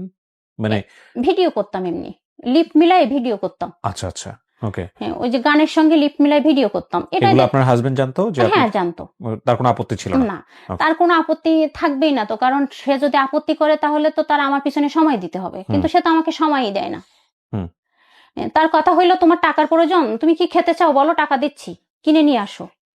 মানে সে চাইতো যাতে আপনি তাকে পোক না করেন, ডিস্টার্ব না করেন। হ্যাঁ, মূল কথা হ্যাঁ। হচ্ছে এটা। এবং ওকে ফাইন, এটা আপনার কথা অনুযায়ী। হ্যাঁ। তার সেটা পছন্দ হইতো না, সে সেটা বলতো অবশ্যই, যে এই চিল্লাপালার একটা সময় আমি কিছু বলতামই না। সে যদি ভোরবেলায়ও বাসায় আসতো তা সেটা নিয়ে, কারণ আমি অশান্তি করেও দেখছি, সেটাই কোনো কাজ হয় না। আমি টিকটক যেদিন প্রথম খুলি তার 4 দিনের মাথায় আমার হাজবেন্ডকে নিয়ে আমি ভিডিও করছি। আমার হাজবেন্ডের ভিডিও আমার টিকটকে অ্যাভেলেবল আছে। আমি ভিডিও করছি, এমন ভিডিও করতে করতে 21-এ ভিডিও শুরু করি, 22-এর দিকে এমন টিকটক করার পরে মোটামুটি ভালোই পাচ্ছিলাম আমি। সবাই লাইক কমেন্ট যথেষ্ট হইতো, ভিউ হইতো। এভাবে আমি টিকটকেই সময় দেই বেশিরভাগ টাইমে। তো আমি টিকটক শুরু করি 21-এ। আর এই যার সঙ্গে আমার রিলেশনটা যেটা নিয়ে ঝামেলা হইলো, অনেক আমাকে মাঝে মধ্যে না, প্রায় প্রত্যেকটা ভিডিওতে ও আমাকে কমেন্ট করতে থাকতো এবং লাইক করতো প্রত্যেকটা ভিডিওতে। এবং আমার যে ভিডিওগুলো আছে 95% ভিডিও স্যাড ভিডিও, SMS করা শুরু করলো। এখানে একটা জিনিস আরেকবার একটু বলে নেই, এটা জি। আমি শুরুতেই বলেছিলাম যে অনেকের কথা হচ্ছে, সেই অনেককে নিয়ে বৈশাখী টেলিভিশনের রিপোর্ট আছে, আপনারা চাইলে দেখে নিতে পারেন। আমি যে রিপোর্টটার কথা বলছি, আমি হয়তো স্ক্রিনশটও দিয়ে দিব। এই ছেলেটাই তো সেই ছেলেটা? জি, জি, ওই ছেলেটা অনেক, সেই ছেলেটা। ডাক্তার অনেক। ওকে আসলেই ডক্টর ছিল? উনি প্যারামেডিক্যাল থেকে পড়ছে, এটা পরে প্যারামেডিক্যাল জানছি থেকে আমি। পড়ছে, জি। Okay fine. প্রত্যেকটা ভিডিওতে কমেন্টস করতো? মানে ডাক্তারের তো এত সময় নাই যে ভিডিওতে গিয়ে উনি কমেন্টস তো করবে, আসলে প্রফেশনাল ডক্টর। MBBS ডাক্তার ছিল না, ও, এটা উনি তো আমি এমবিবিএস জানতাম ডক্টর না। ছিলেন না? আচ্ছা। এবং ওনার চাচা দেখলাম, আসলে ওনার সম্পর্কে তো আমার ওইভাবে জানার কথা না, SMS করতে শুরু করলো যে আপনার এত কিসের কষ্ট, আপনি স্যাড ভিডিও কেন করেন। এইভাবে SMS করতে থাকলে একদিন 2 দিন দেখতে দেখতে আমি একদিন অ্যান্সার করলাম ওনাকে। তো বললো আপনার কিসের কষ্ট? তা হচ্ছে কি, আসলে আমার কোনো ওইভাবে কোনো কষ্ট নাই, জাস্ট আমার ভালো লাগা থেকে আমি করি। তো এভাবে কথা বলতে বলতে উনি আমাকে বেশ মাস 2 এরকম SMS হইতো মাঝে মধ্যে, নিয়মিত না, মাঝে মধ্যে। তো উনি আমাকে বলল কি যে, আপনি যদি কিছু মনে না করেন তাহলে আমি কি আপনার সঙ্গে ফোনে কথা বলতে পারি? তো আমি বলছি কি, আমার সঙ্গে কথা বলতে গেলে আপনার অনেক কিছু স্যাক্রিফাইস করতে হবে। আমি বিবাহিত, আমার স্বামী আছে, আমার হাজবেন্ড আছে। তো বলল কোনো সমস্যা নেই, জাস্ট ফ্রেন্ড হিসাবে আমি আপনার সাথে কথা বলবো। আমি আপনার ভিডিও দেখে বুঝছি যে আপনার স্বামী আছে, সন্তান আছে, কারণ আপনার স্বামীকে নিয়ে, আপনার বাচ্চাকে নিয়ে তো আপনি ভিডিও পোস্ট করেন, আমি বুঝছি। তো আমি বললাম কি, আপনি আপনার নাম্বারটা দেন আমাকে, আপনি কোন টাইমে ফ্রি থাকেন আমাকে বলেন, আমি সেই টাইমে আমি আপনাকে ফোন দিব। তো বললো আচ্ছা ঠিক আছে, আমি এই টাইমে ফ্রি থাকি, আপনি এই টাইমে আমাকে ফোন দিয়েন। তো আমি একদিন ওনাকে ফোন দিলাম, উনি যে টাইমের কথা বললো সেই টাইমে আমি ওনাকে ফোন দিলাম। দেওয়ার পরে আমি বললাম যে আমার টিকটক আইডির নাম কিন্তু আরিয়ানের আম্মু। তো আমি বলছি আমি আরিয়ানের আম্মু বলছি। তা বললো আপনি বললে উনি ফোনের লাইনটা কেটে দিয়ে উনি কল ব্যাক করলো। করার পরে কথা হইলো কেমন আছেন কি, কথা হইলে আমি ওনাকে আবারও বললাম যে আমার সঙ্গে কথা বলতে গেলে আপনার কিন্তু অনেক স্যাক্রিফাইস করা লাগবে, আমার স্বামী আছে, বাচ্চা আছে। তা বলছে হ্যাঁ, আমি বললাম তো, আমি দেখছি আপনার স্বামী বাচ্চা আছে, সমস্যা নাই, জাস্ট ফ্রেন্ড হিসাবে তো কথা বলতেই পারি, আপনার এত কিসের কষ্ট? তো আমি বলছি কি, দেখেন আমার ওরকম কোনো কষ্ট নাই। তো এইভাবে মাঝে মধ্যে কথা হইতে থাকতো। আপনার হাজবেন্ড কোথায় তখন? আমার হাজবেন্ড বাসায়। আমার হাজবেন্ড জানতো না বিষয়টা? না। ওকে। এবং আমার হাজবেন্ড জানতো না, আর আমার হাজবেন্ডের জানার কথাও না, কারণ আমার হাজবেন্ড তো সময়ই নাই। হুম। আমার হাজবেন্ড তো 24 ঘন্টার ভেতরে তো ওই 20 ঘন্টাই বাহিরে কাটাইতো, আর 5 ঘন্টা ঘুম, খাওয়া দাওয়া, এইগুলাই। তো এইভাবে মাঝে মধ্যে কথা হইতো, খুব বেশি যে কথা হইতো তা না। এবং তাকে কিন্তু আমি যে নাম্বার দিছিলাম, তাকে যখন আমি সময় পাইতাম তখন আমি হোয়াটসঅ্যাপে ব্লক খুলে তাকে ফোন দিলে সে আমাকে ফোন দিত। তার কিন্তু আমাকে ফোন দেওয়ার কোনো অপশন ছিল না। আমি বলছিলাম যে আমাকে কিন্তু অলস টাইম ফোন দেওয়া যাবে না, কারণ অনেক সময় আমার ফোন আমার হাজবেন্ডের নিয়ে হঠাৎ করে বাহিরে চলে যায়, আমার ফোনে কিন্তু আপনি ফোন দিতে পারবেন না। এই সত্যটাও আমি তাকে দিছিলাম। তো বলল, আচ্ছা ঠিক আছে, কোনো সমস্যা নেই। আপনি যখন আমাকে নক করবেন আমি তখনই আপনার সাথে কথা বলব। তাই ছাড়া আমি এমন কোনো কাজ করব না যে আপনার সংসারে কোনো সমস্যা হয়। তো আমি বলছি, আচ্ছা ঠিক আছে। তো ওই আমি যখন সময় পাইতাম আমি ওনাকে ওই নক করলে হোয়াটসঅ্যাপে কথা হইতো আর টিকটকে মেসেজ হইতো। আর এবং উনি আমাকে কমেন্ট করত। খুব ফানি কমেন্ট করত এবং প্রত্যেকটা ভিডিওতে উনি আমাকে কমেন্ট করত। হুম। এইভাবে চলতে থাকলো। চলতে থাকতে এই বছর ২ আমার হাসব্যান্ড চলে গেছে ১.৫ বছর। এই চলে গেছে বলতে? বাহিরে গেছে, মানে দেশের দেশের বাইরে চলে গেলেন? হ্যাঁ। ওকে। তো আমার হাসব্যান্ড চলে গেছে ১.৫ বছর। ৫ই আগস্টের সেই ঝামেলার পরে আমার হাসব্যান্ড চলে গেছে। তো তার আগের থেকে ২-৩ মাস আগে, আমার হাসব্যান্ড চলে যাওয়ার ২-৩ মাস আগের থেকে ২-৩ মাস আগে? না, আমি বলি, আমার বাচ্চাকে নিয়ে আমি সাতক্ষীরাতে আসছি। আ আমি একবারে গ্রামে আমার শ্বশুরবাড়ি। তো সেখান থেকে আমার বাচ্চাকে একটু ভালো স্কুলে ভর্তি করার জন্য সাতক্ষীরাতে আসি। তো সাতক্ষীরাতে আসার পরে আমি ওনার সঙ্গে তখন আমি বাসাতে একা থাকি, আমি আর আমার বাচ্চা থাকি। আমার শাশুড়ি থাকে, আমার মাও আসে। তবে আমার তো ঐরকম কোনো থাকতো না যে আসলে আমার হাসব্যান্ড, আগে তো মনের ভেতরে একটা ভয় কাজ করতো যে হুট করে আমার হাসব্যান্ড বাসায় চলে আসবে। কিন্তু ওই ভয়টা তো তখন কাজ করতো না। তখন আমি তার সঙ্গে প্রায় টাইমে কথা বলতাম। সাতক্ষীরাতে আপনি কেন থাকতেন একা একা? আমার বাচ্চাকে নিয়ে, বাচ্চার লেখাপড়ার উদ্দেশ্যে। সাতক্ষীরা মানে জেলাতে? জি, জি, জেলা শহরে? জি, জি। ওকে, ফাইন। হ্যাঁ। তখন বাচ্চার বয়স কত? আমার বাচ্চার বয়স তখন আপনার এই ২ বছর সাতক্ষীরাতে আমি, আমার বাচ্চার বয়স ৮ বছর। ওকে। এই বয়সগুলো বা হিসাবগুলো একটু মিলবে না। একটু আপনার নিজেদের মতো করে মিলিয়ে নিন। উনি উনার বাচ্চার পড়াশোনার জন্য সাতক্ষীরা জেলাতে গেছে। জি, জি। তো তখন আপনার হাসব্যান্ড তো দেশেই। জি, জি। তখন আমার হাসব্যান্ড দেশে। কিন্তু আপনার হাসব্যান্ড কি করে তখন? তখনও আমার হাসব্যান্ড পলিটিক্স করে। পলিটিক্স করেই যাচ্ছে। জি। আর এই সুযোগে আপনি যেহেতু ওখানে ফ্রি এর আছেন। ভেতরে আমার হাসব্যান্ডকে বেশ কয়েকবার টাকা পয়সা দিয়েছি ব্যবসা বাণিজ্য করার জন্য, কিন্তু কোনোভাবেই তার কোনো কিছু হয় নাই। কারণ ওই ব্যবসা তো আসলে নিজের না দেখলে হয় না। দোকান করে দিছি, একজনের ভরসায় ফেলে রেখে চলে গিয়েছে। কিছুদিন পরে টাকাও শেষ, ব্যবসাও শেষ। ওকে, ফাইন। আপনি ছেলেটার সঙ্গে অনেকের সঙ্গে র্যান্ডমলি কথা বলতেন। জি। হ্যাঁ, কথা বলতাম। এবং কথা তো বলতাম, কিন্তু তার সঙ্গে কিন্তু আমার এইরকম, আমি এই আশ্বাস তাকে দেই নাই যে আমি তোমাকে বিয়ে করব। তার বাসার লোকজন আমাকে বলছে যে আমি এটা হাইড করে তার সঙ্গে রিলেশন করছি। তো পরে হিসাব। আপনার কথাবার্তার জায়গাতে আসি। হ্যাঁ, আমি ধারাবাহিকভাবে যেতে চাই। জি, তারপর? জি। কথা বলতাম। এভাবে কথা বলতে হঠাৎ করে আপনার এইভাবে চলতেই থাকে তার সঙ্গে আমার কথা, এবং সে বাচ্চা খুব পছন্দ করত। এবং তার ভেতরে আমার যে সফট কর্নারটা কাজ করছে সেটা হইলো সে আমার বাচ্চাকে ভীষণ ভালোবাসতো। সেটা আপনার হাসব্যান্ডের ছিল না? না, আমার বাচ্চাকে সে ভীষণ ভালোবাসতো।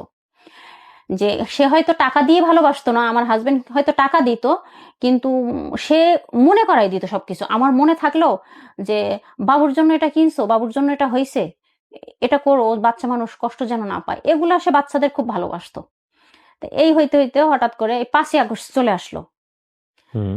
৫ই আগস্ট চলে আসার পরে তো ভীষণ ঝামেলা হইলো এবং সেই ঝামেলা ফেসও করছি মাশাআল্লাহ।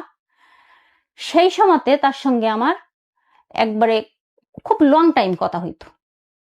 ৫ই আগস্টের ঝামেলা ফেস করছেন মানে কি আপনার হাসব্যান্ড আওয়ামী লীগ করতো? হ্যাঁ, আমার হাসব্যান্ড আওয়ামী লীগ করতো এবং আমার বাচ্চাকে নিয়ে আমি খুব প্রেশারের ভেতরে ছিলাম। আমার বাড়িতে আগুন দিবে, ঘরবাড়ি পুড়াই দেবে, বাচ্চাকে নিয়ে বাহির হয়ে যাইতে বলছে। প্রতিদিন আমার বাসায় লোক আসতিছে, বাচ্চাকে নিয়ে বাহির হয়ে যান, ঘরবাড়ি ভাঙবে, এই করবে, সেই করবে। কারণ আমার হাসব্যান্ড আওয়ামী লীগ করা অবস্থায় কিছু জামাত, বিএনপির নেতাকর্মীদের আপনার মামলা দিছিল। অন্যায়ভাবেই বলবো আমি। কারণ অন্যর কথা শুনে তো আমি তো একজন মানুষ। আমাকে কেউ বলবে আর আমি সেই কাজটা করব, সেটা না তো। সেটা অন্যায়ভাবেই। তাকে মামলা দিছিল। এখন এই যে ৫ই আগস্টের পরপরই আমার বাসায় প্রচুর লোকজন আসতে লাগলো, ভাঙচুর করা, এই সেই। এটা নিয়ে খুব চাপের ভেতরে থাকি, খুব ভয়ের ভেতরে থাকি এবং লোক আসে প্রতিদিনই যে বাসা ছেড়ে দিতে হবে। বাচ্চা আছে আর একটা মুরুব্বি আছে বিধায় বাড়িতে আগুন দিতে পারতিছে না। তা না হইলে ওরা বাড়িতে আগুন দিয়ে দিত। তো এই সময় ওই অনিক আমাকে মেন্টালি খুব সাপোর্ট দিছে। প্রতিনিয়ত কথা বলে এবং সে শুধু একটা কথা বলে যে, "যদি কোনো সমস্যা হয় তুমি সঙ্গে আমাকে ফোন দিবা।" অনিক সম্ভবত বিএমপি করত। তবে ওইভাবে ও কোনো রাজনীতিতে জড়াই ছিল না। তবে ভালোবাসতো বিএমপি। তুমি কোনো সমস্যা হলে সঙ্গে সঙ্গে আমাকে ফোন দিবা, আমি সঙ্গে সঙ্গে কোনো একটা ব্যবস্থা করব। এবং সব থেকে যে কাজটা করছে, একবারে অনেকদিন ঘুমাই নাই, সারা রাত জেগে জেগে যাইতো এবং আমার বাচ্চাও ঘুমাইতো না, ওর ভেতরে একটা আতঙ্ক কাজ করতো যে আমি যদি ঘুমাই আম্মু তাহলে, এবং সে কথাটা বলতো, আম্মু আমি যদি এখন বলতাম বাবা তুমি ঘুমাও, তো বললো আম্মু যদি ঘুমায় হঠাৎ করে যদি আগুন দিয়ে দেয় তাহলে তো বাহির হইতে পারবো না, খুব ভয় কাজ করতো। তো তখন ওই অনিকা আমাকে বলতো কি, দিনের পর দিন তুমি যদি এইভাবে না ঘুমাও তাহলে তো অসুস্থ হয়ে যাবা, তুমি ঘুমাও, আমি জেগে থাকি, যদি কোনো সমস্যা হয় তুমি সঙ্গে সঙ্গে আমাকে ফোন দিবা, আমি ফোন সবসময় কাছে রাখছি। এবং সত্যি সত্যি সে ওই সারা রাত জেগে থাকতো। আপনার হাজবেন্ড কোথায় থাকবে? পালায় পালায়? হ্যাঁ, পালাই পালাই বলতে আমার হাজবেন্ড ইন্ডিয়ায় চলে গেছিল, আচ্ছা। সে তখন ইন্ডিয়ায় চলে গেছিল। তো ওইভাবে সে কথা বলতেই থাকতো, আমাকে খুব সাপোর্ট করতো। সেখান থেকে তার সঙ্গে আমার যোগাযোগটা বেশি হয় অনেকের সঙ্গে। বেশি হয় এবং এক ধরনের ডিপেন্ডেন্সি তৈরি হয়, হ্যাঁ, মেন্টাল ডিপেন্ডেন্সি। জি। এটা কি প্রেমের পর্যায়ে চলে যায় ওই সময়টাতে?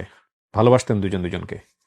ভালো, হ্যাঁ, ওর প্রতি আমার ভালোবাসা কাজ করতো, আমি ওকে ভালোবাসতাম, আমার থেকে ও বেশি ভালোবাসতো, কারণ আমার তো পিছুটান ছিল, ওর তো কোনো পিছুটান ছিল না।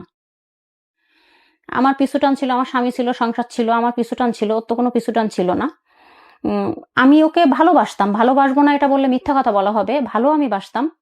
তবে আমি কখনো বিয়ের প্রতিশ্রুতি দেই নাই। আমার কাছে অনেকগুলো ডকুমেন্টস আছে, সেগুলো শুনলে দেখলে বুঝতে পারবেন যে সে লাস্ট মৃত্যুর আগে যে কথাটা বলে গেছে, সেটাও সে একই কথাই বলে গেছে। যাই আমরা আগাই, তারপর কি হলো? ওই সময়টার কথা, তারপর?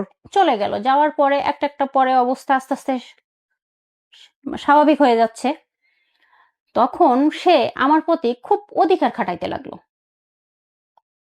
এটা করা যাবে না, ওখানে যাওয়া যাবে না। আর আমি আসলেই তো বিয়ের পর থেকে, আমি বিয়ের আগে যে স্বাধীনতা না পেয়েছি, বিয়ের পরে তো সেই স্বাধীনতা পাইছি, কারণ আমার হাজবেন্ড কোনো কিছুতে বাধা দিত না। আমি যদি বলতাম এখন রাত 10টার সময় ওই ভাবিদের সঙ্গে, ওই যে আমার যে ফ্রেন্ড ছিল, যে ফ্রেন্ডের যে ওয়াইফ, ভাবির সঙ্গে এখন ওই জায়গায় যাবো, যাও, কোনো সমস্যা নেই, এক কথায় আমার কোনো দিক থেকে কোনো বাধা ছিল না। এখন এই অনিকের সঙ্গে এই 5ই আগস্টের পর থেকে আমি ওর সঙ্গে আমার কথা হইতো, তো আমি যদি বলতাম যে ক্লাসের এই ভাবিদের সঙ্গে অমুক জায়গায়, কোথায় তুমি, এই যে আসি, কোথায় যাচ্ছ, এই জায়গায় যাচ্ছি, কেন যাচ্ছ, এখানে যাওয়া যাবে না, এখানে যেও না। তবে এটা খারাপ কিছু না হিসাব করে দেখলাম, কারণ সে ভালোই চাইতো। সে বলতো কি, তুমি একা থাকো ওখানে, ওখানে তোমাকে দেখার মতো, সেফটি দেওয়ার মতো কেউ নাই। আগে তো দেশে ছিল, তোমার একটা শক্তি ছিল, এখন তুমি একা আছো, এটা তোমার বুঝতে হবে। তুমি হুটহাট করে এখান ওখান যাও, যদি একটা সমস্যা হয়ে যায় তোমাদেরকে দেখবে কি, তুমি একটা মহিলা মানুষ। ও কি তখন সাতক্ষীরাতেই? কে? না না, অনেক তো ওর এলাকায়। এলাকা বলতে কোথায় ওর লেখা? ট্যাকেরহাট, মাদারীপুর, ট্যাকেরহাট। মাদারীপুর আর সাতক্ষীরার দূরত্ব কতটুকু? অনেক দূরত্ব, আমি অতটা বলতে পারবো না, আপনি এ দিলে বুঝতে পারবেন, অনেক দূরত্ব হবে। সো জি, আপনার হাজবেন্ড কি ইন্ডিয়া থেকে বাংলাদেশে এসে আপনার সাথে দেখা করে তারপর দেশের বাইরে চলে গেছে ওই সময়টাতে? না না, আমার হাজবেন্ড দেশে আসতে পারে না আর। ইন্ডিয়া থেকেই দেশের বাইরে চলে গেছে? কোন জি, দেশে চলে গেছে? সার্বিয়া। সার্বিয়াতে থাকে? জি। জীবনও তো যায়নি দেশের বাইরে। না। আচ্ছা যাই হোক, এটা একটা অন্য উপাখ্যান, ওই জায়গায় নাই বা গেলাম। ইন্ডিয়া থেকে সার্বিয়াতে চলে গেছে, ইন্টারেস্টিং। এই এই এরকম ঘটনা নিশ্চয়ই আরো অনেকে আছে আওয়ামী লীগের, তাহলে ইন্ডিয়া থেকে তারা অনেকে অনেক দেশে চলে গেছে। তবে আমি একটা কথা বলবো, যে শুধু আওয়ামী লীগ, বিএনপি, জামাত বলে না, পলিটিক্স আমার কখনোই পছন্দ ছিল না। এই যারা পলিটিক্স করে তারা হয়তো তাদের একলা জীবন নিয়ে হয়তো যে কোনো এক জায়গায় চলে যায়, যেমন আমার হাজবেন্ড গিয়েছে, তার জীবনটা নিয়ে কিন্তু সে চলে গেছে, কিন্তু তার ফ্যামিলি যে কি ফেস করছে একমাত্র তার ফ্যামিলিই জানে। তো যারা পলিটিক্স করে, আমি জানি না কথাটা বলাটা কতটুকু ঠিক হবে, তবে তারা তাদের ফ্যামিলির দিকে তাকায় এইসবগুলা না করাই ভালো। কারণ আমাদের তো কোনো দোষ ছিল না, ওই আমার ওই শাশুড়ি মুরব্বী মানুষ, তার কোনো দোষ ছিল না। আমার বাচ্চাটা যে দিনের পর দিন ঘুমাইতো না, ওই যে আতঙ্কে থাকতো, তারও তো কোনো দোষ ছিল না। দোষ করছিল একজন, কিন্তু ফল ভোগ করছে সবাই। জি, তো ওই সময়টাতে অনেক আপনার উপর অধিকার খাটাতো। হ্যাঁ হ্যাঁ, বলতো এটা করো না, ওটা করো না। একটা সময় ভেবে দেখতাম আসলেই তো, এ তো ভুল কিছু বলে না, আমি একা থাকি, আমাকে তো সে পুরাপুরি সাপোর্ট দিচ্ছে, ভালো। এর ভিতরে সে আমাকে বলছে কি, যে তোমার সঙ্গে তো আমার বেশ অনেকদিন কথা হয়, একটু তোমাকে দেখতে মন চাচ্ছে। তা বলছে কি, তুমি তো আমাকে ভিডিও কলে দেখোই। তা বলছে কি, না ভিডিও কলে না, তোমার সঙ্গে আমি একটু সরাসরি দেখা করতে চাই। সে সরাসরি দেখা করতে চাইলে আসলে তো আমি ওইভাবে যাইতে পারবো না, মাদারীপুর তো অনেক দূর, আমি চিনিও না। তো বলছে তোমাকে মাদারীপুরে আসার দরকার নেই, আমি কোথায় আসবো তুমি বলো। তো বলছে কি, তুমি কোথায় আসবা, আসো তাহলে যে কোনো এক জায়গায় বাহিরে কোথাও দেখা করি। তো বললো, আমি কোথায় আসলে তোমার সুবিধা হবে। বলছে কি, কোথায়, আমি সর্বোচ্চ খুলনা পর্যন্ত যেতে পারবো, কারণ আমার তো আবার ব্যাক করতে হবে। আমি ওইদিকে যাওয়া তো আমার সম্ভব হবে না। তারপরে তো বলছে আচ্ছা ঠিক আছে, তাহলে তুমি খুলনাতে আসো। বলছি আমি যেখানে যাই আমার কিন্তু ব্যাক করতে হবে। ঠিক আছে খুলনাতে আসো। তো খুলনাতে যেয়ে আমি তার সাথে দেখা করলাম একটা রেস্টুরেন্টে। দেখা করার পরে ওখানে সে আমাকে দেখা করে বলল কি যে কথা হইলো, দেখা হইলে বলল কি দেখো তো দেশের বাহিরে চলে গেছে, তো তুমি আমাকে বিয়ে করো। বলছি কি আমি তো তোমাকে এই কথা কখনো বলি নাই যে আমি তোমাকে বিয়ে করব, তো তুমি আমাকে ভালোবাসো না? বলছে কি হ্যাঁ তোমাকে আমি ভালোবাসি, তোমাকে আমার ভালো লাগে, বাট আমি তোমাকে বিয়ে করতে পারবো না। আমি কি কখনো তোমাকে আশ্বাস দিছি যে আমি তোমাকে বিয়ে করব? তো বললো না তুমি আমাকে আশ্বাস দাওনি, তবে তুমি যেভাবে আমাকে বোঝো আমাকে এইভাবে কেউ বোঝে না, আমার দুনিয়ার বুকে তো কেউ নাই। ওর দুনিয়ার বুকে কেউ নাই আসলে। ওর জন্মের ১ মাস পরে ওর মা মারা যায়। তারপর থেকেই একটা বাচ্চার মানুষ অনেকের ফ্যামিলির ধর্ম কি ছিল? হিন্দু? হিন্দু ছিল এবং ব্রাহ্মণ ছিল। ওকে। তুমি তো হিন্দু, তা বলে কি তুমি আমাকে বিয়ে করলে আমি মুসলিম হব? তা বলছে কি না তোমাকে মুসলিম হওয়া লাগবে না, আমি তো তোমাকে বিয়ে করব না। তুমি যদি মুসলিম হতেই মন চায়, ও আরেকটা কথা বলতো, আগুন খুব ভয় পাইতো। চলে যাওয়ার পরে অনেকের ভেতরে এবার ওই একটা জিনিসই কাজ করতো যে আমাকে তোমার বিয়ে করতে হবে। এটা নিয়ে অনেকের মাঝে আমার মাঝে প্রায় ঝামেলা হইতো। তো আমি প্রায় অনেককে ব্ল্যাকলিস্ট করে রেখে দিতাম, কারণ এত প্যারা আমার নিতে ভালো লাগতো না। যে আমি মানসিকভাবে প্যারায় থাকি আমার হাজবেন্ডকে নিয়ে। সে বাহিরে আছে, ওইভাবে কোনো কাজে ঢুকতে পারে নাই, কারণ তার কোনো কাজ করার অভ্যাস ছিল না। বাবা মা ওইভাবেই মানুষ করছে, এখন জীবন বাঁচানোর জন্য যে বিদেশ চলে গেছে, যে ওইভাবে কাজ করতেও পারতেছে না। ফ্যামিলির থেকে টাকা নিয়ে আমার চলতে হয়। আমার শাশুড়ি যে টাকাটা দেয় সেটা নিয়ে চলতে হয়, বাসায় যে ঘর ভাড়া আছে সেগুলো নিয়ে আমার চলতে হয়। এটা নিয়ে আমি একটু টেনশনেই আছি। থাকার পর আমি বলছি কি দেখো আমি তোমাকে বিয়ে করতে পারবো না, আমি তোমাকে বিয়ে করব না। তো তখনও একটা পর্যায়ে প্রায় বলতে থাকে তুমি যদি আমাকে বিয়ে না করো তাহলে কিন্তু আমি সুইসাইড করব। তুমি যদি আমাকে বিয়ে না করো তাহলে কিন্তু আমি সুইসাইড করব। দেখো আমার দুনিয়ার বুকে কেউ নাই। এবং ওর জীবনের একটা ঘটনা বলে যে ও শম্পা বলে একটা মেয়েকে বিয়ে করে। ও তখন ও চাকরি পাইছিল কি তা একটা বলতে পারবো না। শম্পা বলে একটা মেয়েকে বিয়ে করে, সে মেয়েটা হিন্দু ছিল এবং ট্যাকেরহাটে সেই মেয়েকে নিয়ে ভাড়া থাকতো, বাট ব্রাহ্মণ ছিল না। ব্রাহ্মণ ছিল না, না থাকার পরে ওর বাবা এসে ওকে ব্ল্যাকমেল করে ওই মেয়ের কাছ থেকে ওকে ছাড়াই নিয়ে চলে যায়। নিয়ে এটা নিয়ে একটা বড় ধাক্কা খায় এবং ওর বাবা যেটা বলতো সেটাই করতো, কারণ ওর পৃথিবীতে ওর বাবাই সব ছিল। মা মারা যাওয়ার পরে সৎমার কাছে সব সৎমা মা হতে পারে না, যাই হোক। এখন ওই শম্পার সঙ্গে ডিভোর্স হওয়ার পরে ওর আরেকটা মেয়ের সঙ্গে, বৃষ্টি বলে একটা মেয়ের সঙ্গে রিলেশন হয়। সে মেয়েটা ছিল মুসলিম। সেই মেয়েটার সঙ্গে রিলেশন হওয়ার পরে সেই মেয়ের জন্য আমার কাছে অবশ্যই প্রমাণ চাইলেও প্রমাণ আছে, সেই মেয়ের জন্য সে বেশ কয়েকবার ঘুমের ট্যাবলেট খাইছে। এটা তার ফ্যামিলির লোকও জানে এবং তাকে হসপিটালেও ভর্তি করা লাগছে। একবার হসপিটালে খাইছিল আর একবার বাসাতে খাইছিল, তার বাবা নিয়ে এসে হসপিটালে ভর্তি করছিল তাকে। প্রথম বিয়ে করলো, সেটা বাবা মা থেকে ফ্যামিলি থেকে ডিভোর্স করাইলো। তারপর আর একটা মুসলিম মেয়ের সঙ্গে রিলেশন করলো, সেটাও বাবা একরকম ব্ল্যাকমেল করে তাকে সেখান থেকে ছাড়িয়ে নিয়ে আসলো। নিয়ে আসার পরে অন্য একটা ব্রাহ্মণ ধর্মের মেয়েকে বিয়ে করলো। বিয়ে করার পরে সেই মেয়ে ওর পছন্দ ছিল না। বিয়ে করার পরে ওর যে মা, ওই মা প্রতিনিয়ত, ওর তো বউ পছন্দ না, ওটা তো একটা সমস্যা আছে ভেতরে ভেতরে, এবং যার সঙ্গে রিলেশন ছিল তাকেও ছেড়ে দিয়ে চলে আসতে হয়েছে, ভেতরে একটা কষ্ট কাজ করতেছে। ওর ওই মা প্রতিনিয়ত তোর বউ এই করে, তোর বউ এই করে, এটা নিয়ে অনেককে বললে অনেক বউটাকে প্রচুর মারধর করে। মানে যখন আপনার সঙ্গে তার সম্পর্ক সেই সময়টাতে কি অনেক বিবাহিত ছিল? ডিভোর্স হয়ে গেছিল। ডিভোর্স হওয়ার পরে আপনার সঙ্গে সম্পর্ক? জি জি, আমার সঙ্গে যখন ওকে। রিলেশনেও জড়াইছে তখন ওর সঙ্গে ওই বয়স কোনো রিলেশন ছিল না। ওকে। ওর মা ওই ভিডিওতে বলছে যে আমার সঙ্গে রিলেশন থাকাকালীনই আমার জন্য নাকি মেয়েকে ডিভোর্স দিছে।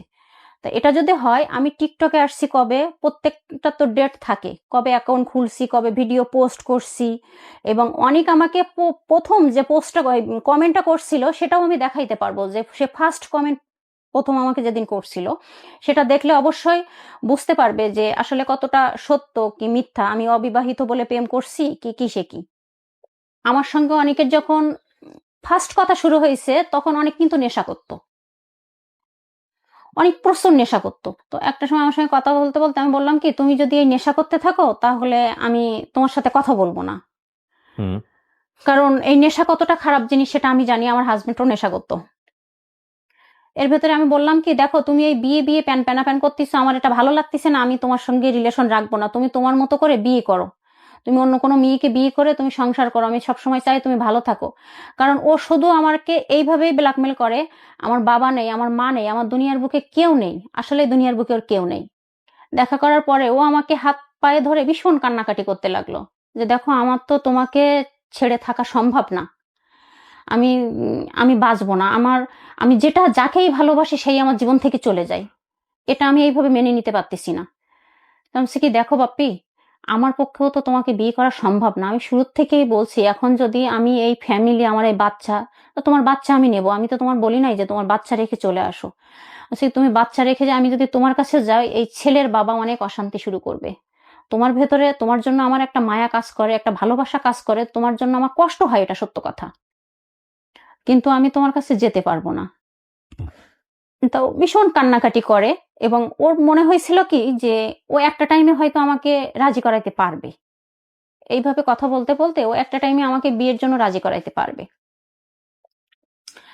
ও প্রায় টাইমে আমাকে, আমি যদি স্কুলে আসি ও ফোন দিছে, আমি যদি ফোন রিসিভ করতে না পারছি, খুব বাজে বাজে কথা ইউজ করে যে ফোন রিসিভ করিসনি কেন, তুই কার কাছে ছিলি, অমুক জায়গায় গেছিলি, বাজে বাজে ভাবে যে এই জন্য তুই ফোন রিসিভ করিস না। এখন আমার হাজবেন্ড হয়তো আমাকে সময় দেয়নি, কিন্তু কখন আমাকে তুই বলে সে আমার দিকে এইভাবে চোখ রাঙিয়ে কথা বলিনি। এখন অনেক যখন আমাকে তুই তামারি করে, উল্টাপাল্টা কথা বলে, তখন অনেকের প্রতি আমার একটা ঘৃণা চলে আসতে লাগলো যে একটা মানুষকে এভাবে বলতে পারে। আবার কিন্তু আমি এই কথা না বললে এমন ভাবে কান্নাকাটি করতো, আর ওই যে বলতাম সবসময় একটা কথাই বলতো যে আমার পৃথিবীর বুকে কেউ নেই, খুব কান্নাকাটি করতো আমার বাড়ি। ওর জন্য এত লোক কান্নাকাটি করতেছে, আপনি কি বলেন বাচাল? হ্যাঁ আমি বলি এত লোক কান্নাকাটি করতেছে, আমি বলি ওর আইডিতেই পোস্ট করা আছে ও মারা যাবার কিছুদিন আগে, এবং হসপিটালের মালিকও বলছে যে ও 1 মাস যাবত অনিয়মিত, ওই ফুটেজটাও আছে যে ও 1 মাস যাবত হসপিটালে আসে না, ও কিন্তু এই 1 মাস যাবতই অসুস্থ। হসপিটাল থেকে নার্স যে, ডাক্তার যে ওকে অক্সিজেন দিয়ে আসছে, গ্যাস দিয়ে আসছে। আচ্ছা যদি মা হয়, কোনো মা যদি ওটা দেখে, সেই মা কি বাসায় থাকতে পারে? যাক, আমি সেগুলোতে যাচ্ছি না, কিন্তু কথা হচ্ছে যে আপনার সাথে সম্পর্কে টানা পড়েন, এবং তারপরে কি হলো? এবং এ প্রতিনিয়ত তুমি যদি আমাকে বিয়ে না করো, আমি গলায় দড়ি দেব, আমি গলায় দড়ি দেবো। তো আমি বলছি কি এটা একটা সমাধান হইল না, তুমি গলায় দড়ি দিলে তো আমাকে ফাঁসাই দিয়ে গেলা। তা বললো না আমি এমন কোনো কাজ করব না, কারণ তুমি বিপদে পড়ো। তো আমি বলছি কি দেখো এটা কোনো সমাধান হইল না, তুমি ভালোভাবে জীবনযাপন করো, তুমি একটা সুস্থ স্বাভাবিক মানুষ। এবং আমার ওই রেকর্ডিংটা আছে, আমি ওকে লাস্ট যে ভয়েসটা দিছিলাম, এবং আমি বলছিলাম কি তোমার দ্বারা কখনো কিছুই হবে না। ও মনে করতো কি ও আসলে মেন্টালি ভাবে সুস্থ ছিল কি ভাইয়া, এটা বলা যায় না, কারণ ও মেন্টালি ভাবে সুস্থ থাকলে ও শুধু মনে করতো কি ভাইয়া দুনিয়ার হাজার হাজার মানুষের ফ্যামিলি না থাকলেও বাহিরে খাওয়া দাওয়া করে জীবনযাপন করতেছে, ও কিন্তু এটা করলে পারতো। কিন্তু ওর কথা ছিল কি তুমি যেদিন আসবা সেই দিন আমি বাসা নিব, বাসা নিয়ে আমি বাসায় খাবো, আমি বাহিরের খাবার খেয়ে বাঁচি না। ওর ভেতরে গোলামিটা কাজ করতো বেশি, তুমি আসো আমি স্বাভাবিক জীবনযাপন করবো, তা না হইলে আমি স্বাভাবিক জীবনযাপন করবো না। এইভাবে সে প্রায়, তুমি আমাকে আসবা না, না আসবো না, আমি ওকে প্রায় ব্ল্যাকলিস্ট দিয়ে রাখতাম যে এত প্যারা আমার নিতে ভালো লাগে না বাপি, আমার একটা বাচ্চা আছে, আমার বাচ্চাটা এই আমি তোমার সাথে কথা বলতে গেলে আমার বাচ্চাটাকে আমি পড়াইতে পারি না, আমার বাচ্চাটা সময় দিতে হয়, আমার বাচ্চাটা পুরো টেক কেয়ার করতে হয়, আমার বাসায় যাইতে হয়, শাশুড়ি থাকে, ফ্যামিলি থাকে, আমি তো সবসময় এরকম করে পারবো না, আমি তো তোমার বউ না। আমার বরের সঙ্গে, আমার বরকে সবাই চেনে, আমার বরের সঙ্গে যে সময় আমি কথা বলি সবাই দেখলে বুঝতে পারে যেটা আমার বর, কিন্তু তোমার সঙ্গে কথা বলতে গেলে আমার চুরি করে কথা বলতে হয়, এত নির্যাতন তো আমি নিতে পারবো না বাপ্পি, তুমি একটা বিয়ে করো। না আমি বিয়ে করব না, আমার তোমাকেই লাগবে, আমি তো কিছুই চাই নাই, আমি শুধু তোমাকে চাইছি। আমি গলায় দড়ি দিচ্ছি, গলায় দড়ি দিছে আমার সামনে, আপনার গামছা দিয়ে গলায় দড়ি দিছে, ঝুলে পড়ছে। আমি দূর এই অশান্তি ভাল লাগতেছে না, আমি ফোনের লাইন কেটে দিছি। কেটে দেওয়ার পর সে গলা রশি টসি খুলে কিছুক্ষণ পর আবার ফোন দিছে। এরকম ঘটনা অন্তত 8 থেকে 10 বার সে করছে। আপনার সাথে সম্পর্ক থাকাকালীন? জি, 8 থেকে 10 বার সে এইভাবেই আমাকে ব্ল্যাকমেল করতো যে তুমি আমাকে বিয়ে করবা কিনা। এখন আমার ওটা মুখস্থ হয়ে গেছিল, আমি ভাবতাম কি যে ওটা তো করাই, পরবর্তীতে তো আমাকে ফোন দেয়। এবং আমার ফোনে একটা ভিডিও আছে লাস্ট 27 তারিখে, এবং আমি ওদের মাদারীপুর ওইখানে আমি 999 ফোন দিছিলাম যে এরকম এরকম একটা ছেলে এই হচ্ছে আমাকে খুব ডিস্টার্ব করতেছে, আসলে এই প্যারা আমি নিতে পারতেছি না, সে আমাকে, এখন ওনারা আমাকে মাদারীপুরের ব্রাঞ্চের কয়েকটা নাম্বার দিছিল। তা আমি ভাবতেছি কি যে আমি যদি এতে ফোন করি, আমার ভেতরে তো একটা দুর্বলতা আছে, এটা তো জানাজানি হবে, কে আসছে, কে ফোন করছে, কিভাবে কি, তখন তো আমার সংসারটাই থাকবে না। তা আমি আর ওনাকে ফোন করি নাই। এবার এই লাস্ট মৃত্যুর আগের কথাটা বলি, ও লাস্ট এই 1টা মাস যাবত অনেক অসুস্থ। তখন আমি বললাম তুমি বাসায় যাও। তা বললো কি না আমি বাসায় যাব না, আমি তোমার কাছে আসবো। তো আমি বলছি, তুমি আমার কাছে আসবা মানে? আমি এখানে বাসা ভাড়া নিয়ে থাকি, সবাই আরিয়ানের বাবাকে চেনে, আর আমার বাচ্চা আছে। তুমি যদি আমার কাছে তোমার কাছে না নাও তাহলে আমি সুইসাইড করব। এটা 27 তারিখের ঘটনা, কত মাসের 27? নভেম্বরের 27 তারিখের। 2025 নভেম্বরের 27। জি এই সব কথোপকথন আপনাদের কি ভিডিও কলে হচ্ছে? জি ম্যাক্সিমাম টাইম আপনারা ভিডিও কলে কথা বলতেন? জি জি। ওকে।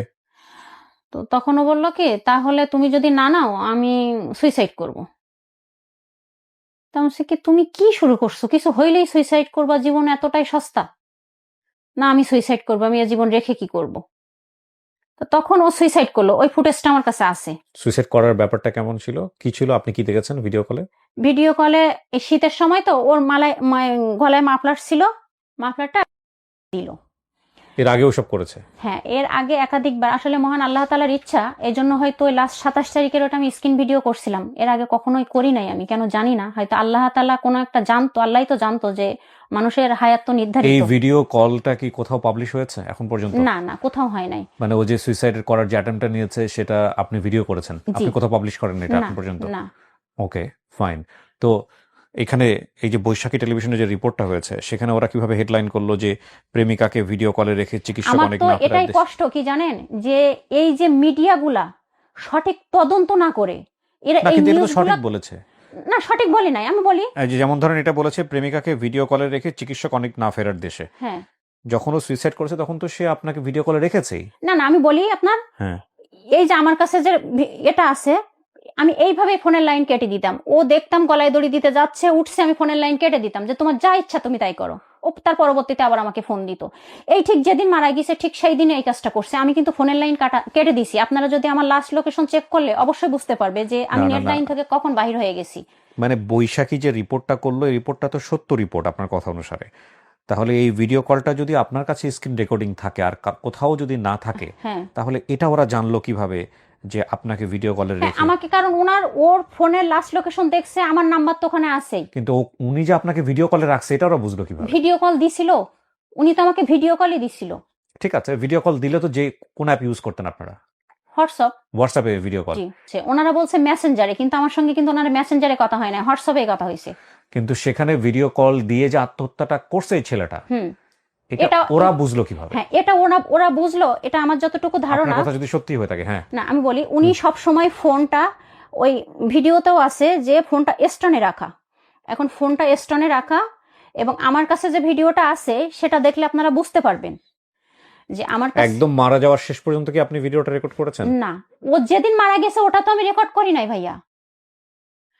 ও তো মারা গেছে 8 তারিখে, আমি এর আগেরটা রেকর্ড করছি। না কিন্তু আপনাকে তো ও মারা গেছে ডিসেম্বরের 8 তারিখে, আমি এর আগের রেকর্ড করছি নভেম্বরের 27 তারিখে। না কিন্তু আপনি তো একটু আগেই বললেন যে লাস্ট ভিডিওটা আমি রেকর্ড করছি, আল্লাহকে শুকরিয়া জানানো। হ্যাঁ, ওটা লাস্ট কোনটা? ভিডিওটা বলতে যে ওই মারা যাওয়ার আগের যে লাস্ট যে গলায় দড়িটা দিতে গেছিল 27 তারিখে ওটা। তার মানে সুইসাইড যেটা অ্যাকচুয়ালি করছে সে ভিডিও আপনি রেকর্ড করেন নাই? না না, তো ওই দিন আপনার কথা তো ঠিক থাকলো না, আপনি এখনই তো চেঞ্জ করে ফেললেন এটা। না না, চেঞ্জ করি নাই আসলে ভাই। আমি ওটা বলতে চাইছি যে আল্লাহর এটা শুকরিয়া যে লাস্ট ওই দিনের ভিডিওটা আমি, কারণ তারপরে তো মারাই গেছে ভাইয়া। হ্যাঁ, তারপরে শোনেন, আপনি বলতেছেন যে অনেকবার চেষ্টা করছে। জি। সো অনেকবার চেষ্টা করার ব্যাপারটা হচ্ছে তার মধ্যে আপনি একটা র্যান্ডম ভিডিও রেকর্ড করছেন, কিন্তু লাস্ট যেদিন সে মারা গেছে সেই ভিডিও আপনি রেকর্ড করতে পারেন নাই। না তাহলে না না তাহলে আপনার কথা ঠিক থাকলো না, আপনার কথা তো এখনই চেঞ্জ হয়ে গেল। হ্যাঁ বলেন কি হয়েছে তারপরে?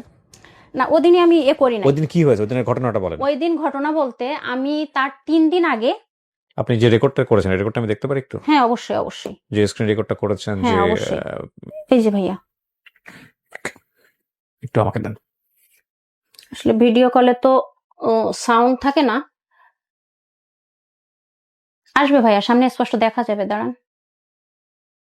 হুম।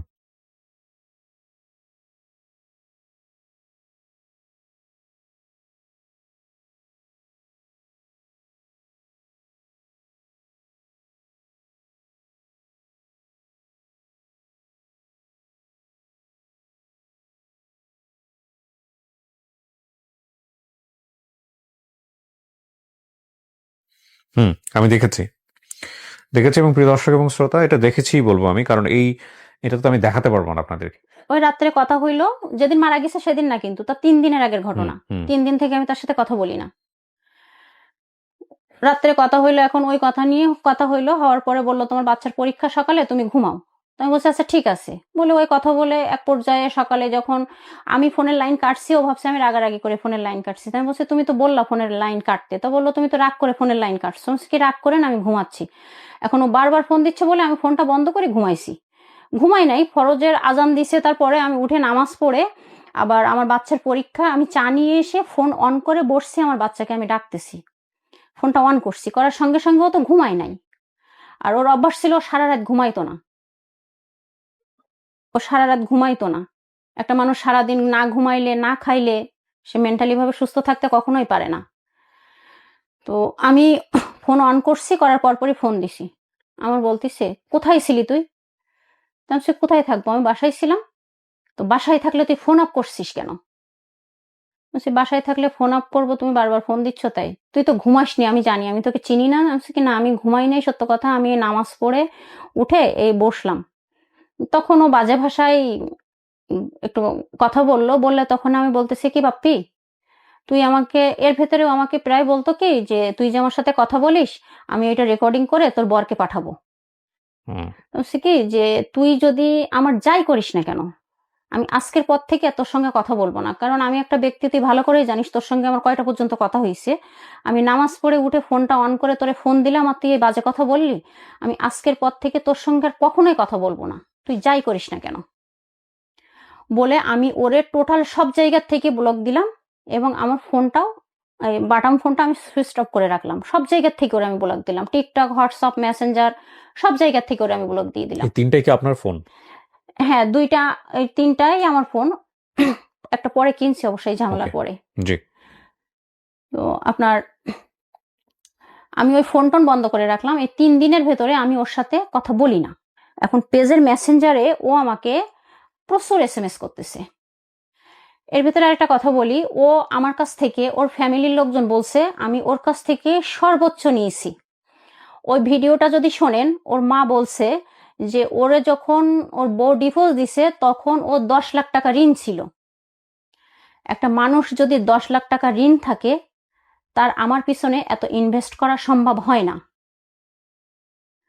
আর অনেক, ওর চাচা যে এটা করছে, ওই যে মামলার জিডিটা করছে, সেখানে তার চাচা লিখছে যে সে ওয়ার্ড বয়, একটা ওয়ার্ড বয়ের স্যালারি থাকে কত ভাইয়া? ফাইন, ডিফেন্সের জায়গায় পরে যাই, আপনার ঘটনার দিকে থাকি আমি। কি হলো এরপরে? ছেলেটা কি করলো? সুইসাইডটা কিভাবে করলো? কি হ্যাঁ, ওই এখন ঘটনায় আসেন। ও আমাকে এসএমএস দিচ্ছে, এবং সে দড়ি ঝুলাই রাখছে। দড়ি ফ্যানের সঙ্গে ঝুলাইয়ে সেটা ভিডিও, সেই ভিডিওর ফুটেজটাও কিন্তু আমার কাছে আছে, ছবিটাও আছে, ওই ছবিটাও দেখাইতে পারেন, ছবিটাতে ও নেই দরকার অবশ্যই। নাই। এখন ওটা ও দিচ্ছে, দেওয়ার পরে আমি আসলে বিশ্বাসই করি নাই। কারণ বিশ্বাসটা না করার কারণ, এর আগেও ও আমার সামনে বহুত কয়বার গলায় দড়ি দিছে। এটা আমার বিশ্বাস করার কথা না, কারণ ও আমাকে এইভাবে ব্ল্যাকমেল করতে থাকে। ও অটো এসএমএস করতে লাগলো, এবং আমি ওর ভয়েসগুলা ওই দিন শুনি নাই, তবে লেখাগুলা দেখতেছিলাম। আজকে শেষ কথা, এরপরে তোমার সঙ্গে কথা বলবো না। যেখানে তুমি আমার ছেলেকে বাবা বলে ডাকতো, আমার ছেলেটা নাদুস নুদুস, স্বাস্থ্য ভালো, তা বলতো কি আমার ছেলে কালো গ্লাসের চশমা পরতো, তা বলতো কি ও যখন চশমা পরে তখন নাকি ওর বাবার মতো দেখা যায়। তা বলতো কি আমার বাবার মতো লাগে। তা যেখানে ও আমার ছেলেকে প্রচুর ভালোবাসতো, তা যেখানে তুমি আর বাবা আমার কাছে আসবা না, সেখানে আমি আর জীবন রাখবো না, আমি সুইসাইড করব। আজকে রাতে আমার শেষ রাত, আমি একটা বার শুধু তোমার গলার কণ্ঠটা শুনতে চাই, আমার সঙ্গে একটু তুমি কথা বলো। তো বলার পরে তো আমি তখন কয়টা বাজে, আমার বাচ্চাকে খাওয়াইছি, পড়াইছি, 11:30, সাড়ে না 11টার পরেই আমি হোয়াটসঅ্যাপের ব্লগটা খুলছি। খোলার পরে এর ভেতরে ও 5 মিনিটের একটা ভিডিও করে দিছে, যে গান গাচ্ছে এবং ওই রশি ঝুলানো, চেয়ার দেয়া, এটা আমাকে দেখাইছে, এবং দেখাইছে যে এটাই আমার শেষ কথা, এরপরে আর কোনো কথা হবে না। তো আমি ওটা দেখে আমি ওরে ফোন দিছি। ফোন দেওয়ার পরে আমি বলছি কি কি পাগলামি শুরু করলা তুমি? 2 দিন পর পর এটা কি পাগলামি শুরু করলা? 2 দিন পর পর সুইসাইড করব, এইভাবে আর কত? এটা একটা মানুষের জীবন হয় না, একটা স্বাভাবিক জীবন যাপন করো। তুমি আমার সঙ্গে সম্পর্ক রাখবা কিনা, তুমি আমাকে বিয়ে করবা কিনা, আমি বলছি কি তুমি আজ পর্যন্ত কখনো বলতে পারবা যে আমি তোমাকে আশ্বাস দিচ্ছি যে হ্যাঁ আমি তোমাকে বিয়ে করব? হ্যাঁ তুমি আমাকে ভালোবাসো, হ্যাঁ তোমাকে আমার ভালোবাসি, এবং তোমার ভেতরে যে এটা কাজ করছে সেটা হইলো তুমি সবসময় আমাকে বলো আমার বাবা নেই, মা নেই, আমি এতিম, আমার দুনিয়ার বুকে কেউ নেই, আমাকে একটু ভালোবাসার মতো কেউ নেই। সেই এটার দেখে আমি তোমার সাথে কথা বলছি, আমি কখনো তোমাকে বলি নাই যে আমি তোমাকে বিয়ে করব। আচ্ছা, ফাইন, কি হলো তখনও তারপর? বলতেছে কি তাহলে আমি সুইসাইড করব, তুমি এটাই চাও? আমি বলছি তোমার যেটা ভালো লাগে তুমি সেটা করো, আমার কিছু বলার নাই, বলে আমি ফোনের লাইনটা কেটে দিছি। এবং আরেকটা কথা বলি, ও কিন্তু ওই ফোন এইভাবে স্টোনে রাখা, ওর ফোন অলস টাইম এইভাবে স্টোনে রাখাই থাকে কথা বলতে গেলে, এবং ও টিকটক করে, ওরও কিন্তু একটা ফেসবুক পেজ আছে। যখনই যা করে ওর ফোনটা এইভাবে স্টোনে থাকে। এখন ওর ফোনটা এইভাবে স্টোনে আছে, তাহলে আমি গলায় দড়ি দিয়ে মরবো। তাই কি তোমার যেটা ভালো লাগে তুমি সেটা করো, আমার কিছু বলার নাই, বলে আমি ফোনের লাইনটা কেটে দিছি ভাইয়া। দেওয়ার পর এবং আমি ফোনের লাইন কেটে দিয়ে আমি ফোনটা অফ করে আমার মতো আমি ঘুমায় পড়ছি। ও কিন্তু মারা গেছে কি আমি কোনো কিছুই জানি না। না যাওয়ার পরে ঠিক আমি 3:30 4টার দিকে উঠছি। ওঠার পরে আমি ফোন অন করি না, ওঠার পরে আমি ফ্রেশ এসে নামাজ পড়ে আমি ঠিক আবার বসছি আমার বাচ্চার পাশে, ওই দিন আমার বাচ্চার লাস্ট পরীক্ষা। তো আমি উঠছি, ওঠার পরে আমি ফোনটা অন করছি, করার পরে আমার ফোনে কোনো এসএমএসও আসে নাই, ফোনও আসে নাই, এবং আজ পর্যন্ত এইরকম ঘটনা কখনো হয় নাই যে আমি ফোনের লাইন কাটার পরে অনেক ফোন এবং এসএমএস ট্রাই করেনি। আমি হয়তো তাকে ব্লক দিয়ে রাখি, যাই করি না কেন সে ট্রাই করে, এবং হোয়াটসঅ্যাপে ট্রাই করলে পরবর্তীতে নেট অন করলে পরবর্তী এসএমএস ফোনগুলা চলে আসে নাই। যখন আসি নাই তখন আমার ভেতরে একটা ভয় লাগা কাজ করতেছে যে কি আসলেই মারা গেল, এ তো কখনোই এরকম হয় না, এর সঙ্গে আমার রিলেশন হওয়ার পর থেকে আজ পর্যন্ত যে এ আমাকে ফোন দেয় নাই, এরকম ঘটনা কখনো হয় নাই। তো আমি ওকে ফোন দিতে ভয় পাচ্ছি, সাহস পাচ্ছি না, যে এ যদি সত্যি সত্যি মারা যেয়ে থাকে তাহলে তো আমি ঝামেলায় পড়ে যাব, কিসে কি করবো আমি বুঝতেছি না। না করে তখন আমি অন্যান্য ওর যে আইডিতে যে ফ্রেন্ড সার্কেল তাদের আইডিতে আমি ঢুকে দেখার চেষ্টা করতেছি যে ও মারা গেলে তো ঠিকই তো সোশ্যাল মিডিয়ায় এটা আপলোড হবেই। তো খুঁজতে খুঁজতে আমি প্রথম একটা দেখলাম যে ওদের হসপিটালের একটা স্টপ, শুধুমাত্র ওরা তার একটা ছবি দিয়ে শুধু পোস্ট করছে কি যে দাদা ভাই আমাদের মাঝে আর নেই। তো ওটা দেখে আমি বিশ্বাস করেও অতটা বিশ্বাস করতেছি না, আমি ভাবতেছি ও হয়তো আমাকে ভয় দেখানোর জন্যই এটা করতেও পারে। তো আমি তবু আবার ঘোটাঘুটি করতেছি যে দেখি দেখি, এই করতে করতে ওদের আর একজন কলিগ, ওর আরেকজন ডাক্তার, সে ওর ওই যে ভ্যানে শোয়ানো যে লাশটা, সেই লাশের ছবিটা পোস্ট করছে, এবং সাথে আরেকটা ছবি পোস্ট করছে যে ডক্টর অনিক শুভ আমাদের মাঝে আর নেই।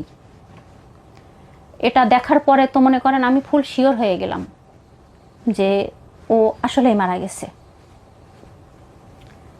তখন আমার মনে হচ্ছে কি জানেন, যে তবে ওটা আমার আমার তো বোঝার কথা না, আমার মনে হচ্ছে আমি যদি ওই টাইমে লাইনে থাকতাম, আমি যদি ফোনের লাইনটা না কাটতাম, হয়তো যদি আমি বলতাম যে তুমি, আমি যদি দেখতাম, কেন আমি বলি নাই, তাহলে হয়তো এই কাজটা করতো না। তখন আমি যে বলবো ভাইয়া, এর আগে তো এই কাজটা একাধিকবার করছে, আমি ফোনের লাইন কেটে দিছি। এবার আপনি আমার প্রশ্নের উত্তর দেন, সেটা হচ্ছে যে ওর ফ্যামিলি জানলো কিভাবে যে এইরকম একটা সম্পর্কের কারণে ও সুইসাইড করেছে? আপনাদের বিষয়টা কি ওর ফ্যামিলি জানতো? হ্যাঁ, ওর ফ্যামিলির সবাই জানতো। কিভাবে জানতো?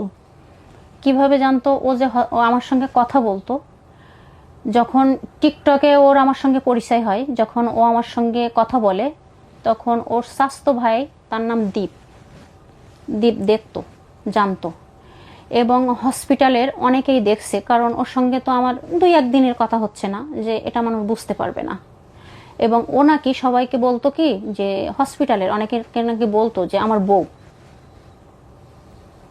ওর ফ্যামিলির লোকজন জানতো আমার সঙ্গে কথা হয় তা, এবং আপনার সঙ্গে সম্পর্ক আছে, আপনারা বিয়ে শাদী করবেন, এরকম জানতো ওর ফ্যামিলি? হ্যাঁ, এটা হয়তো জানতো, না জানলে ওরা এই কথাগুলো। এবং দেখেন ওর মা কিন্তু বলছে এই ব্যাপারটা, ভাইয়া 2021 সালের থেকে যদি ওর সঙ্গে আমার রিলেশন থাকে, আমি ওনাদের কথাটাও যদি মেনে নেই, তাহলে এতদিন কোনোদিন কেউ কেন আমার সঙ্গে যোগাযোগ করলো না? কে যোগাযোগ করবে আপনার ওর সাথে? ফ্যামিলির লোকজন। কেন যোগাযোগ করবে? যে আমাদের এই ছেলে হিন্দু, এবং ব্রাহ্মণ, আমি একটা মুসলিম মেয়ে। ওরা বলছে আমি মুসলিম মেয়ে, সেটা আমি হাইড করে রিলেশন করছি। আমার আইডিটা যদি একটা পাগলকেও দেখান, সে বুঝবে যে আমি মুসলিম। কারণ এবং আমি যে বিবাহিত, আমার যেদিন টিকটক আইডি খুলছি 4 দিনের দিন আমার হাজব্যান্ডের সঙ্গে ভিডিওটা এখনো আমার টিকটক আইডিতে পোস্ট করা আছে। প্রত্যেকটাই তো ডেট দেওয়া থাকে ভাইয়া, ডেটগুলো তো আর ফেক করা যায় না। এবং আমার যেদিন প্রথম ভিডিও পোস্ট করা, সেই দিন আমার মুখে হিসাব পরে, কাপড় পরে, ওড়না পরে ভিডিও করা। তাহলে সেখানে স্পষ্ট বোঝা যায় যে আমি একটা মুসলিম মেয়ে। এখন তারা ব্রাহ্মণের ছেলে, তার ফ্যামিলির লোকজন জানতেছে সে মুসলিম একটা মেয়ের সঙ্গে রিলেশন করতেছে, কখনো কোনোদিন কেন যোগাযোগ করলো না? প্রথম কথা হচ্ছে যে না, এই যুক্তিগুলা আপনারা খুঁজবেন হচ্ছে কোর্টে। যদি আমি ও যে কথাগুলো বলছে সেটা রাইট না রং, সেটা কোর্টে খুঁজবো। কিন্তু আমরা আমাদের অনুষ্ঠানের পার্সপেক্টিভ থেকে, আমাদের লজিক বা ইমোশনের জায়গা বা ভ্যালুজের জায়গা থেকে যদি বলি, সেটা হচ্ছে মোটা দাগে আমি এতক্ষণ কোনো কথা বলিনি, চুপ করে শুনছিলাম এবং ভাবছিলাম যে কী বলবো। কারণটা হচ্ছে কি, পুরো জায়গাটাই খারাপ, পুরো জায়গাটাই জঘন্য। এটার মধ্যে আবার লজিক কই? এটার মধ্যে লজিক খোঁজার আবার কি আছে? আমি আপনাকে কয়টা কোশ্চেন করি, এগুলোতে আমি যাচ্ছি না কে রাইট করেছে কে রং করেছে, সেগুলো পরের কথা। আপনি নিজেও জানেন যে আপনি কি রাইট করেছেন না রং করেছেন। আপনি আমাকে এটা বলেন তো। না, আমার প্রথম ভুল হয়েছে তার সঙ্গে কথা বলা। কেন আমি কথা বললাম? আজকে যদি কথা না বলতাম তাহলে তো এই পর্যায়ে আসতাম না। পৃথিবীতে যে কোনো ঘটনার পেছনে একটা নিড থাকে, একটা কজ থাকে, এবং সেই কজের থেকে ঘটনার উৎপত্তি হয়। আমি খুব সহজ করে যদি বলি বিষয়টা, আপনারা হয়তো অনেকেই আমার চেয়ে অনেক ভালো বলতে পারবেন। সেটা হলো, ধরেন আপনি পরীক্ষায় ফেল করছেন। পরীক্ষায় ফেল করে কেউ কেউ নষ্ট হয়ে যায়। নষ্ট বলতে হয়তো সে বারে যায়, ড্রাগ নেয়, উল্টাপাল্টা কাজ করে, জীবন নিয়ে হতাশ হয়ে যায়, অনেকে সুইসাইড করার মতো স্টেপ নিয়ে ফেলে। আবার কেউ কেউ মনে করে না, একবার ফেল করছি, নেক্সট টাইম আমি দেখাই দিব। দুই ধরনের মানুষই পৃথিবীতে আছে। তো এই যে ভদ্রমহিলা, উনি যে আজকে ওনার যে গল্পটা বললেন, কতটুকু সত্য বলেছেন মিথ্যা বলেছেন সেটার জাজমেন্ট তো ডেফিনেটলি আমরা করার কেউ না, বাট পুরোটাই তো এক ধরনের নিজের ভুল স্বীকার করা বা কনফেস করা। এখানে যদি আপনি দেখেন, ওনার জীবনে নিড ছিল। ওনার কথা হচ্ছে ওনার হাজব্যান্ডের এই সমস্যা, ওই সমস্যা, এটা সমস্যা, ওটা সমস্যা, এইটা ওইটা ওইটা, যে কারণে ওনার একটা মানুষ ওনাকে কোম্পানি দিয়েছে, ভালো লেগেছে, এবং সে প্রথম পর্যায়ে হাজব্যান্ডের সাথে বিষয়গুলো কম্পেয়ার করে উনি ওখানে একটা বেটার রেজাল্ট পেয়েছে। ওকে ফাইন, এই ছেলেটা তো আমাকে সময় দেয়, এই ছেলেটা তো আমাকে সুন্দর করে কথা বলে, এই ছেলেটা তো আমার নিজের সন্তানের প্রতি তার বাপের, মানে যিনি ঔরসজাত, তার চেয়েও বেশি বেশি টেক কেয়ার করে। তো ফল ইন করছে, এবং এই ফল ইনের মাত্রা কতটুকু সেটা আমরা ওইদিকে বা নাই বা গেলাম। কিন্তু কথা হলো যে এটার পরিণতি কি ডেকে নিয়ে এসছে। একজন তো মরে গিয়ে কাইন্ড অফ বেঁচে গেছে, আরেকজন হচ্ছে জীবন মৃত, এবং এই সিরিয়াল শেষ হবে না কখনো। ফাইন, একটা কথা হচ্ছে কি, মানে এই অনুষ্ঠানটাকে, লাইফের এই অনুষ্ঠানটাকে, যে ভদ্রমহিলা এখানে এসছে সাতক্ষীরা থেকে, তার দিকে আঙ্গুল তোলার প্রয়োজন নাই। এগুলো আমাদের সমাজের আজকাল ঘরে ঘরের ঘটনা। যে ঘরে নাই সে আল্লাহর বিশেষ রহমত প্রাপ্ত। ঠিক আছে, মানে এই টিকটক বলেন বা এই সোশ্যাল মিডিয়ার যুগে বলেন, এগুলো আজকাল এত বেশি হচ্ছে কারণ অপরচুনিটি অনেক বেশি। আমার নিড আছে, সো আমার ভেতরে ক্ষুধা আছে, সেটা যে ধরনের ক্ষুধাই হোক না কেন। আমার সামনে যখন অপরচুনিটি থাকবে সেই ক্ষুধা নিবারণ করার, আমি খুব বেশি এথিক্যাল থাকবো না। এবং যখন মাথায় থাকবে এটা যে কদিনের জন্যই তো করছি, কজনই বা দেখবে, তখন সীমাহীনভাবে ছুটে যাওয়ার যে প্রবণতাটা, ভুল আমরা সবাই করি। প্রথম কথা হচ্ছে, আল্লাহ আমাদেরকে কাউকেই ফেরেশতা হিসেবে বানায় নাই। হ্যাঁ, আমরা মানুষ, আমরা ভুল করব, সেটা ঠিক আছে, কিন্তু ভুলের সীমা কতটুকু, এই সীমার জায়গাটা নির্ধারণ করাটা খুব জরুরি ছিল। প্রথম কথা দেখেন, আপনি কি কখনোই আপনার হাজব্যান্ডকে ছেড়ে অন্য কোনো ছেলেকে, বা আপনি কখনোই আপনার জীবনে এখন পর্যন্ত যে কয়েক বছরের সংসার, আপনার হাজব্যান্ড ধরে নিলাম পৃথিবীর সবচেয়ে নিকৃষ্টতম হাজব্যান্ড ধরে নিচ্ছি আমি, আপনার ভিতরে কি কখনো এই থটটা গ্রো করে যে আপনি ওনাকে ছেড়ে দিয়ে চলে যাবেন, বা ডিভোর্স দিয়ে অন্য কাউকে বিয়ে করবেন বা সংসার করবেন? এরকম চিন্তা ভাবনার মধ্যে কখনো ছিল? না, কখনোই ছিল না। তো কখনোই যদি না থাকে, তাহলে একটা ছেলের সাথে আপনি যখন আপনার হাজব্যান্ড থাকার পরেও এই ধরনের সম্পর্কে যাচ্ছেন, তখন সেটা কি কতদূর পর্যন্ত যাবে? এটার কোনো চিন্তা ভাবনা ছিল আপনার মধ্যে? না, আসলে ওরকম কোনো চিন্তা ভাবনা করি নাই। এক্স্যাক্টলি, আমরা চিন্তা ভাবনা করি না। চিন্তা করলে তো এই বিপদটাই পড়তাম না। চিন্তা করি না বলেই কিন্তু আমাদের অবস্থাটা কিন্তু কাহিল হয়ে যায়।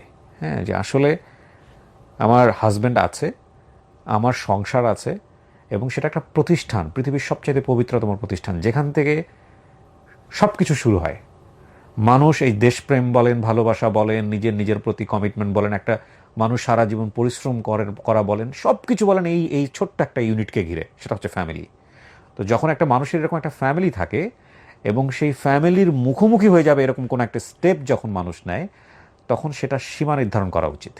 প্রথম কথা হচ্ছে যে এটা আমি নিব কি নিব না। আমি যদি একদম ultra modern, so called ultra modern কথাও বলি, সেটাও বলাটা উচিত হবে না। প্রথম কথা হচ্ছে এটা রিলিজিয়ানের সম্পূর্ণ বিপরীত, এবং এটা তো চর্চা করার সুযোগই নাই। আর তারপরেও যদি আমি কোনো ফ্রেন্ডশিপের জায়গা থেকেও যাই বা কোনো ধরনের কমিটমেন্টের জায়গা থেকেও যাই, তাহলে এটা আমার যা আছে সেটার গায়ে আজ তো আমি কোনোদিন পড়তে দিব না। তাহলে এই ধরনের সম্পর্কে আমি যাবো কি না, এটা হচ্ছে প্রথম কথা। আর দ্বিতীয় কথা হচ্ছে, যদি আমি যেও পড়ি কখনো ভুল করে, হয়তোবা হয়ে গেছে ভুল, যে ঠিক আছে আমি তো মানুষ, তো ভুল হতেই পারে, তাহলে কতটুকু যাব যতটুকুর কারণে আমার বর্তমান সব কিছু ওলটপালট হয়ে যাচ্ছে, ততটুকুর জন্য তো আসলেই পেনাল্টি হওয়া উচিত। যদি আমি সীমা অতিক্রম করি, তার সীমা লঙ্ঘনকারীকে তো আল্লাহ পছন্দ করে না। শোনেন, আপনাকে আমার কিছু বলার নাই, আপনি শুধু একটা প্রশ্নের উত্তর দেন, তাহলে আমরা শেষ করব। গল্পটা কেন বললেন আপনি আজকে এখানে এসে? আপনি কোথাও তো বলেন নাই কখনো। না, গল্পটা আমি এই কারণে বলছি, মানুষের বেঁচে থাকার জন্য একটা ভালোবাসার জায়গা প্রয়োজন হয়, যে কোনো একটা। সেটা আমি বললাম না যে অনেককে না দেখলে আমি কখনো বুঝতে পারতাম না যে পৃথিবীতে মানুষ এতটা অসহায় হয়ে থাকে। অনেক লাস্ট মারা যাওয়ার আগে খাবারের জন্য ছটফট করছিল। আপনি নিয়ে যান না কেন খাবার? আমার তো তেমন নিয়ে যাওয়ার মতো টাকা ছিল দিতেন আপনি, না। কিছু হ্যাঁ, টাকা টাকা দিয়েছি তো। তো কিনে খাইতো, তো ওর নিজের সমস্যা তাহলে এটা, যদি আপনার কথাই সত্য হয়ে হ্যাঁ, থাকে। আমি বলি ভাইয়া, ওর কি 2 হাত সুস্থ ছিল, 2 পা সুস্থ ছিল, এটা বলেন। হ্যাঁ, সুস্থ ছিল। গল্পে যাওয়ার ভিতরে দরকার নেই, ও না খাবার না কিনে ভাইয়া, খায় না। আমি বলি ভাইয়া, একজন পৃথিবীতে, আমি একজন মানুষ, আমি না খেয়ে আছি, অসুস্থ হয়ে আছি। আমার মা, আমার বাবা, বাবা নেই মনে করেন, আমার মা, আমার বোন, আমার সন্তান, আমার স্বামী, যে কোনো একজন খবর নিচ্ছে। আমার বেঁচে থাকার কারণ এই যে অনেক মারা গেছে, যে ঘটনাটা হইলো, আমার শ্বশুর বাড়িতে আমি এখন যাইতে পারতেছি না, যাওয়ার মতো অবস্থায় নাই। ওই জায়গাটা আমি যেতেই চাচ্ছি না, আপনি খাবারের কথা বলতেছিলেন হ্যাঁ, না? সেটাই অনেকে- বলতেছি হ্যাঁ, ভাইয়া, বলেন। আমি ওই ইসেটা আসতেছি। তো এমন একটা পর্যায়ে আমার দুনিয়ার মুখ দেখারই মতো নাই। তো আমি তো সুইসাইড করতে পারতাম। অনেক তো মরে যেয়ে গেছে, আর ও বেঁচে থেকে আমারে বাসায় রেখে ওর থেকে মনে করেন এসে জ্বলতেছি আমি, ও তো চিতায় জ্বলে একবারে শেষ হয়ে গেছে। আর আমি দুনিয়াতে যে জ্বলা জ্বলতেছি, এই জ্বলা যেন উপরালা কাউকে না সেই জন্য জ্বলায়। আমি আপনাকে কোনো ইভ্যালুয়েশন করি নাই। আপনি গল্পটা বললেন কারণ আপনার দিকেই মানুষ আঙ্গুল তুলবে, আমি জানি। কিন্তু তো কিছু বলি মানুষের ভাইয়া, শিক্ষা হোক। আপনি বলতেছেন যে অনেকের লাস্টের দিকে খাবারের পরিস্থিতি ছিল না। আরে ভাই, আমি তো মানতে পারতেছি না এই কথা। কেন? হ্যাঁ সেটাই বলতেছি ভাইয়া, যে আমি মরে যেতাম, কারণ আমারে যেভাবে হচ্ছে, আমি সুইসাইড করতাম। আমি করি নাই কিসের জন্য ভাইয়া? শুধুমাত্র আমার সন্তানের মুখের দিকে তাকাই। আপনি ওটা বাদ দেন, আপনি বলেন আমাকে অনেক খাইতে পারে নাই কেন? হ্যাঁ, অনেক খাইতে পারে নাই, অনেক দীর্ঘ 1 মাস যাবৎ অনিয়মিত এবং অসুস্থ, সে প্রচুর অসুস্থ। কেন? আপনার কারণেই তো? না না তাহলে প্রেমের কারণে তো? না, প্রেমের কারণে তো মানুষের ওই ফুসফুসিতে ইনফেকশন, এটা কি প্রেমের কারণে তার হসপিটালের সে প্রেমের কারণে ফুসফুসের ইনফেকশন না, পুরো দুনিয়া ইনফেকশন হয়ে যায়। আপনি ওইটা বাদ দেন। প্রেমের কারণে কি শুধু ফুসফুস ইনফেকশন হয়? কত কিছুর ইনফেকশন হয়। শোনেন, ওগুলো বাদ দেন, ওইটা নিয়ে বলে লাভ নাই। কথা এখন শোনেন, আমি বলি। প্রথম কথা হচ্ছে, আপনি অনেকের প্রতি যে দয়া দেখাচ্ছেন, এই দয়াটাও এক ধরনের সমস্যা। হ্যাঁ, দয়াটা প্রথম থেকে না দেখালেই হইতো। এই দয়ার কারণে হয়তো বা সে আরও বেশি ডিপেন্ডেন্ট হয়ে গেছে। এখন দেখেন, মৃত মানুষকে নিয়ে জাজমেন্ট করার কোনো সুযোগ নাই, but blackmail is the worst thing in relationship. এটা আমাদের খুবই কমন, খুবই কমন। খুবই শিক্ষিত, অশিক্ষিত, মূর্খ, হোয়াট এভার ইট ইজ, আমরা যাই বলি না কেন, সব ধরনের সম্পর্কে এই জিনিসগুলো খুব কমন। গ্রাম অঞ্চলে এক সময় দেখবেন যে হাত কেটে লিখতো। এটা এত কমন ছিল যে এটা একটা ট্রেন্ড হয়ে গিয়েছিল, যে কাউকে লাভ করি হাত কেটে লিখবো না, মানে এটা ট্রেন্ড। এটা আমি তো অনেক ধরনের মানে সোসাইটিতে বড় হয়েছি, বিভিন্ন সোসাইটি যে স্তরায়ন থাকে। আমি খুব লাকি, আমি একদম প্রত্যন্ত অঞ্চল থেকে শুরু করে একদম আপার ক্লাস পর্যন্ত মিশেছি। সো এই উদাহরণগুলো আমি দিতে পারি। হাতে না লিখলে মনে হতো না যেটা ভালোবাসা। এটা ক্লাস 8-9-এ পড়া পিচ্ছি পিচ্ছি বাচ্চাগুলা। আবার আমি জানি না এটা এখন আছে কিনা, এক ধরনের পাতা পাওয়া যায়। ভাই একটা কথা কি বলবো? হ্যাঁ বলেন। যারা অনেককে চেনে তারা এটা জানে, অনেকের হাতে ওই যে কাটাটা বললেন তাই মনে হইলো, এটা আমার অনেক জন্য না, না, এটা অনেকের আছে। এটা আমার জন্য না। এবং এই জিনিসগুলো আপনারা 200 আর সেসব কাটা ভাইয়া দেখলে ভয় লাগে। হাতে যেরকম করে ব্লেড দিয়ে হ্যাঁ, কাটে, হ্যাঁ, এগুলো যে গভীর কত ক্ষত। কমন। আবার এই যে আরো জিনিসগুলো আছে, যেমন ধরেন এই যে এক ধরনের পাতা পাওয়া যায়, অ্যাসিডিক পাতা বলে এটাকে, ওই গাছের পাতা। এটা দিয়ে অনেক সময় নাম লিখতো, নাম লিখে বুঝাইতো যে আমি তোমাকে কতটা ভালোবাসি। তো এগুলো এক ধরনের সমস্যা।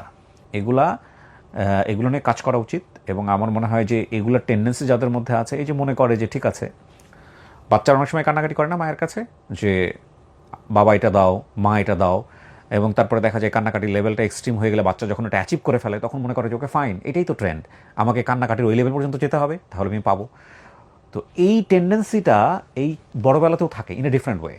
ওই যে বারবার বললো না, ওনার কথা যদি সত্য হয়ে থাকে যে বারবার সুইসাইড করতে গেছে, উনি হয়তো কোনো প্রথমবার দেখে অনেক বেশি সিম্পাথাইজ হয়েছে, দ্বিতীয়বার দেখে হয়তো বিরক্ত হয়েছে, তৃতীয়বার দেখে হয়তো বা আরও বেশি সিম্পাথাইজ হয়েছে। তো এই সম্পর্কটা সবসময় এরকম থাকে নাই, এটা খুবই এক্সট্রিমে গেছে, দুজন কম্প্রোমাইজ করেছে, আবার এক্সট্রিমে গেছে। তো ও ধরে নিয়েছে যে এটা করলে যেহেতু আমি আবেগ পাই, ইমোশন পাই, ভালোবাসা পাই, সুতরাং এটাই করব।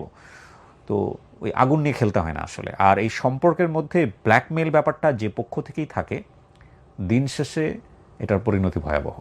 কারণ অপরপক্ষ থেকে সমসাময়িককালে ভয় পেয়ে হলেও হয়তো সে মেনে নিচ্ছে যে না তুমি যেটা বলতেছো সেটা আমি মানতেছি, কিন্তু দিন শেষে সে আসলে মানতেছে না, সে সুযোগ খুঁজতেছে আপনার কাছ থেকে কীভাবে এসকেপ করবে।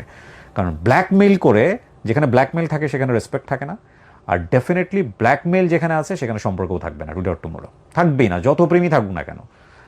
এবং ওই যে উনি যেটা বললো না যে ও তো মনে করে এরকমই করে, সো একসময় হয়তো নর্মাল, এটা